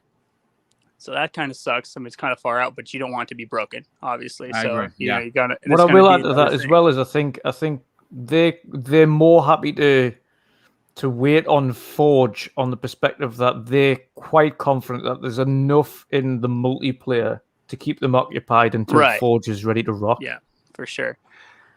Yeah, I think that Forge is going to be bigger than ever. I mean, a lot of people, I don't know if you've ever messed with the Forge in Halo 5, but they have green screen blocks that you can drop into the map so that you can make machinimas and add in effects. Like, it's crazy how out there it's gotten and how more advanced it has been since Halo 3. So I don't think people are going to be ready for what is going to be capable. From a business perspective, it seems like Forge being delayed is probably more detrimental to them than even the co-op. Because Forge keeps the game going. Personally. Yeah, it keeps it going. And there's I used to mess around with it. And then there's a whole bunch of people on their forums. They're diehard people. They give shout outs and used to give out recon armor for making really cool maps and just, all sorts of stuff. It's a huge community tool. So there is one thing to add though, right? So in that video, Joseph Staten pointed out that they will be doing flights for these things. Right. Yeah. So there will be beta versions of these out because they're gonna need community data anyway. So you're actually not really gonna wait that at the whole 6 months for the Forge. But business wise, I think there's enough from what they've suggested that will be in the multiplayer to keep people going. And right around the time it's going to die off at the 3-month mark, boom, there's co-op. And I wouldn't be surprised if they added a new story chapter to go along with that co-op because they're doing it as it's tied to seasons, right? So season 1 is campaign and multiplayer, solo campaign and multiplayer. Season 2 is co-op, which just says, why not drop some more story things in there? And then as soon as people start to fall off of that, boom, here's the Forge. Open the whole thing up. Yeah, so it actually makes, to my mind, it makes business sense to stagger it. Yeah, no doubt. It keeps people coming back, and you have something else to look forward to besides a new battle pass. And who knows what else they'll drop with it. But I don't know. Like I said, I think it was blown out of proportion a bit. I think they would have got a lot more flack if they just up and delayed the game. Yeah, I agree. I understand why people want them to be delayed just because, you want a finished product. You want to play co-op with your friends. I have a bunch of friends who aren't even in tune with any of the news. And I told them yesterday and today that, did you hear Halo's not launching with co-op? And they're like, what? Are you kidding me? I can't, what? Because they want to play it co-op, but they're more the people who are bro shooters and want to they don't care about the cutscenes and all sorts of stuff. I mean, it's a different crowd, but it's got replay value. There's no way people aren't going to want to jump back in, especially when you're all waiting for it and looking forward to it. I think Halo's going to be a banger, and people they're going to forget about it. They're going to drop the stuff at Gamescom, like you said, and people are going to be high off that, and then they're going to drop the next flight test, and then everyone's going to be like, oh, the multiplayer is so good. What's campaign? What? Yeah. It's crazy. It's something to talk about for the week, and everyone can get a little excited or antsy over it. And when it comes down to it, the game's going to be out for a lot longer than 3 months past launch, and this is going to be a minor note on the history of Halo Infinite. Yeah, I absolutely agree. Well, folks, this has been a great 2.5-hour show. It's going to catch up on a few of the super chats, and we'll get to the outros. Michael Kullick, wow, the generosity continues. Thank you, sir. He says, after dropping a $5 super chat, I think we can all agree that if Staten was there from the start, it's possible that development would have been there. Oh, there's no doubt about that. Because he would have kicked them in the face. He would have kicked anyone in the face and said, you want to make this Just Cause. I need that Photoshop immediately. It's going to drive me nuts until I see it. Raiden Blade, generous friend of the show, he drops a 10-pound super chat and says, people need to stop about Halo Infinite. Infinite is going to be incredible. Most of the heat is coming from the jealous PS fan base. We have the campaign. We have multiplayer. So what if you delay a feature? I'm right there with you. Raiden Blade drops an additional $2 super chat and says, I don't know. I didn't know you were on, so I'll rewatch. Yeah, that's YouTube taking their 30%, but not notifying my subscribers. Thanks, YouTube. Crooks, yes, no doubt about that. Like the Nooks. Hey, but I do want to be fair though. Not everybody that's upset about this is a concerned troll or a no. Definitely not. There's a lot of fake concern, but there's also a lot of genuine. It's disappointing. It's a big bummer. Yeah, no doubt about that. Cotton. Raiden Blade drops an additional $5 of Jen says Halo Infinite is going to be different from all of the other Halos. This game is going to be evolving like COD Halo is going to keep evolving. Indeed. Raiden Blade Justin, wow, another $5 super chat. Thank you for the generosity, Raiden. He says Halo will have 2 modes for co-op: the main campaign and the campaign missions co-op, where players can roam freely. Yes, I've heard that as well. He drops an additional $2 super chat and says, what time are you streaming Gamescom? We are going live 12 p.m. Eastern Standard Time tomorrow. We're going to be talking about a few smaller Xbox topics. And then when the show goes live, I believe it's 1 p.m. ET, we are going to be going directly into that. And then we're going to stay a little while afterwards to discuss what we saw. Raiden Blade drops another $2 super chat and says, thanks, chat, for the info. Oh, it's 6 p.m. your time. Yes, thank you for chat for that. He drops an additional $5 super chat and says, you know what? Xbox wants to be upfront with their consumers, because if you hide too long, people like Jason, not Statham, Schreier come looking to ruin your life. He drops an additional $5 super chat and says, I've always said Halo Master Chief is a single player game with the option to play with others. It's an option feature in a single player game. We also had, and that's true, Michael Culloch drops out an additional $10 super chat and says, no one is questioning the fact that it's a live service game.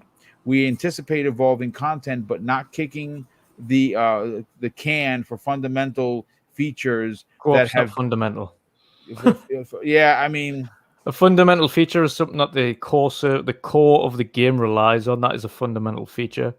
The game doesn't rely on co-op to co-op's survive. an option. Yeah, I think with like co-op, like in Halo 5, it would have been more fundamental because you have the squad mates, you know, and you have like people you have them. Yeah, like, there's 2 sides. Yeah, there's exactly. actually 2 teams of There's 4 Spartans. of you at all times, even when you're playing single player. You have like the AI companions that are there with you. It's kind of structured around it. Halo 3 with the Arbiter, that made more sense as well. Yeah, exactly. Yep. But you have like Halo 1 and 2 and Reach, where it was, there's 2 Master Chiefs running around, or 2 Arbiters, or 2 Noble Sixes, or 4 of you, So I think this is going to be more along the lines of those single player stories. But it remains to be seen. Yeah, we'll know soon enough. I mean, September's around the corner, so we're only about 3 months away from potentially Halo Infinite. But let's get to the outros. I want to start first with our guest, CottonMcCast. Thank you so much for dropping your Halo knowledge. You are a sniper elite. Tell everyone where they can reach out to you on social media. And what else you got going on, brother?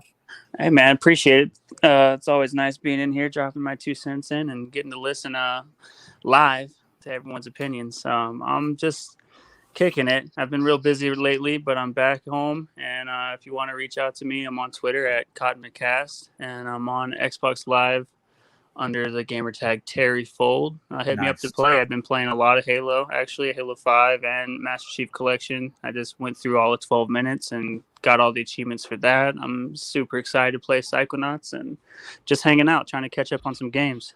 Yes, yeah, I was able to do that last week when Mrs. Boom and I took it. And it's great just sit back and actually be a gamer.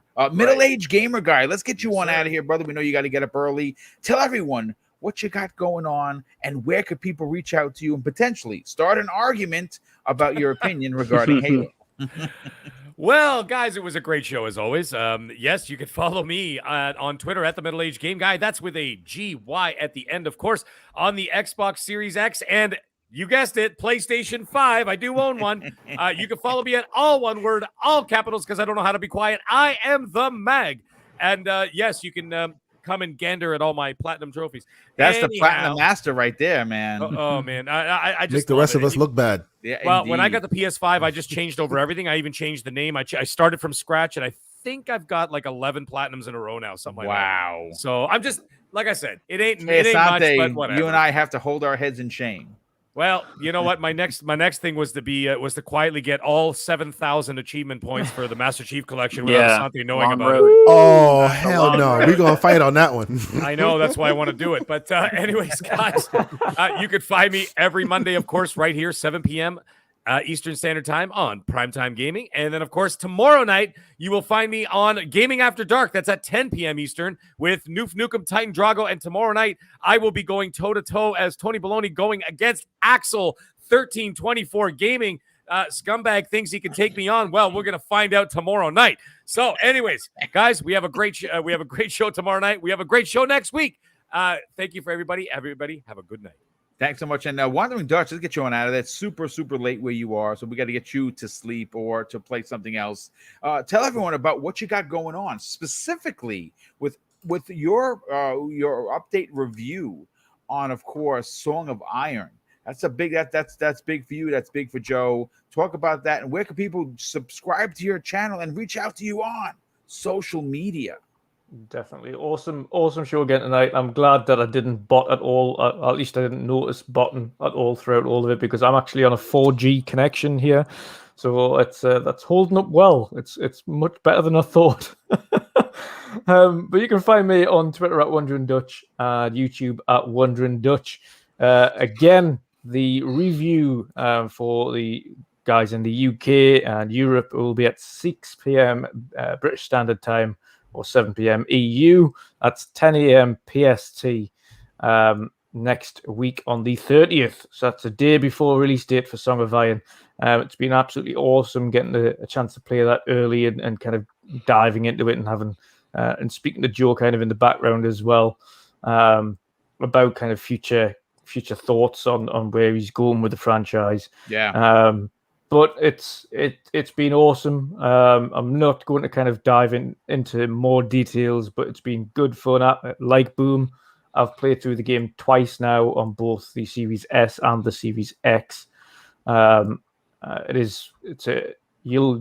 all look forward to it, put it that way. But I've got a lot to say on it. No, definitely can't wait to hear that. Again, when I'm literally writing the script as we speak for that video that I'm going to do, and I'm going to get specifically into details of where this story came from. Folks, you're going to be really shocked on exactly where the story came from. It's pretty damn interesting. But again, thank you to Joe for honoring us both with a review copy. Yeah. Definitely. On a side note as well, next week, Joe, obviously the podcast will be returning for myself next week on Wednesday, and we have Joe jumping in as well the day after release to help us give away a couple of those codes for the game. We're giving away 4, and of course, Boom is giving away 10. So 14 copies between the two of us. They're giving away to the community. So 100% support to Joe. Of course, if you're looking forward to the game, you've got a big chance of getting to play that at launch. And all you got to do is show up to the chat. That's it. No channel membership, no super chats. Just come to hang out and jump in, have fun. Yep, and that's it. And we'll give it to you. Kay Asante, let's get you on out of here, brother. Tell everyone about what you got going on The Real and the Gaming Circle podcast on Saturday mornings. And where can people reach out to you on social media? Thank you so much. I really appreciate it. Always a fun conversation with all the gentlemen on this podcast. You know, it's always fun chopping it up with you guys. Cotton, it's good to chat with you again. Last I spoke with Cotton, we were killing a bunch of bots on Halo Infinite. So that's right. Yeah, it's good to chat with you again. Yes. So you guys can find me on Twitter, TKO Asante. We do the On the Real podcast with the aforementioned Mr. Everborn Saga. He's keeping the slander to a more palatable mention these days. When it comes to Marvel, there isn't a lot of slander. Though when you talk about DC, that's something. Oh, don't get started. That's a whole different conversation. And actually, he has a lot of slander for Marvel. We just haven't gotten there yet. We haven't gotten there yet. He'll give you the Batman versus what do you call it, Black Panther slander on a daily basis. My slander this week is all these garbage live action anime adaptations. The latest offender, Cowboy Bebop. But we will talk about that. Don't you start that. Don't start that, good sir. Will talk about you haven't seen the final product. Don't say that. Anyway, that's a preview of On the Real, which will be happening this Thursday at 8 p.m. And then on Saturday, myself and Everborn also do the Gaming Circle podcast, usually at 10 a.m. Last week was a 4-hour episode. It didn't start off that way. It ended up being a 4-hour episode where we had all sorts of people come by. Our intention was to have one guest. We ended up with 3 guests at the end of it all, and 4 hours later. And we had a lot of interesting conversations. We went We went into political talk. We went all over the place, but it was great. If you missed it, you can always catch it on my channel. Yes. And thank you guys so much for coming out, and we'll be here again on Monday morning, hopefully. P.S. By the way, thanks to Kay Asante, the Spider-Man No Way Home trailer officially dropped 1 minute ago, and I'm gonna time to go. Better go see that real quick. Indeed. Everborn Saga. Let's get you an ad. You can check that out. Tell everyone about the Everborn Saga, where they could purchase it, where they could learn about the Everborn Saga anime and the proper anime, mind you, and where can people reach out to you on social media? Everborn Saga everywhere. That's it's not Facebook. Jason Statham. It's definitely not Jason Statham.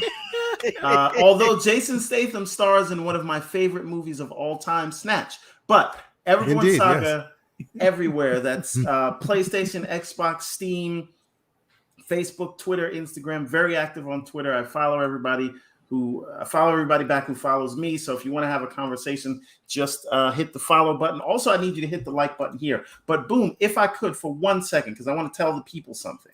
Sure. Okay. Is it possible for me to share my screen for one second? Yeah, go ahead, put it up. This is a page that's dope. From Prince of Arcadia Chapter 4, which is launching in the next couple of weeks. So I know a lot of people are up to date with 1 through 3, but this is 4. It's a little spoileries, but don't worry. Bro, that's not cool, man. Because I see what's going on there. Don't you dare. What the hell, man? No idea what's going to happen. Don't worry. Don't worry. I hope not. But that's it. Because I see what I see over there. You get no more. Oh, no. That's it. Okay. Nice. Well, listen, gentlemen, thank you so much for being here. Oh wait, I messed up the thing, so you gotta put back the other thing. I apologize. That's all right. It doesn't even matter. Don't even sweat it. It is what it is. We'll fix it out. But listen, thank you so much for everyone being here. If you enjoyed today's show, hit the like button on your way out. If you are new to the channel, welcome. Consider subscribing, and we will see you next week on the newest episode of Primetime Gaming with Jason Statham and friends. Jesus Christ.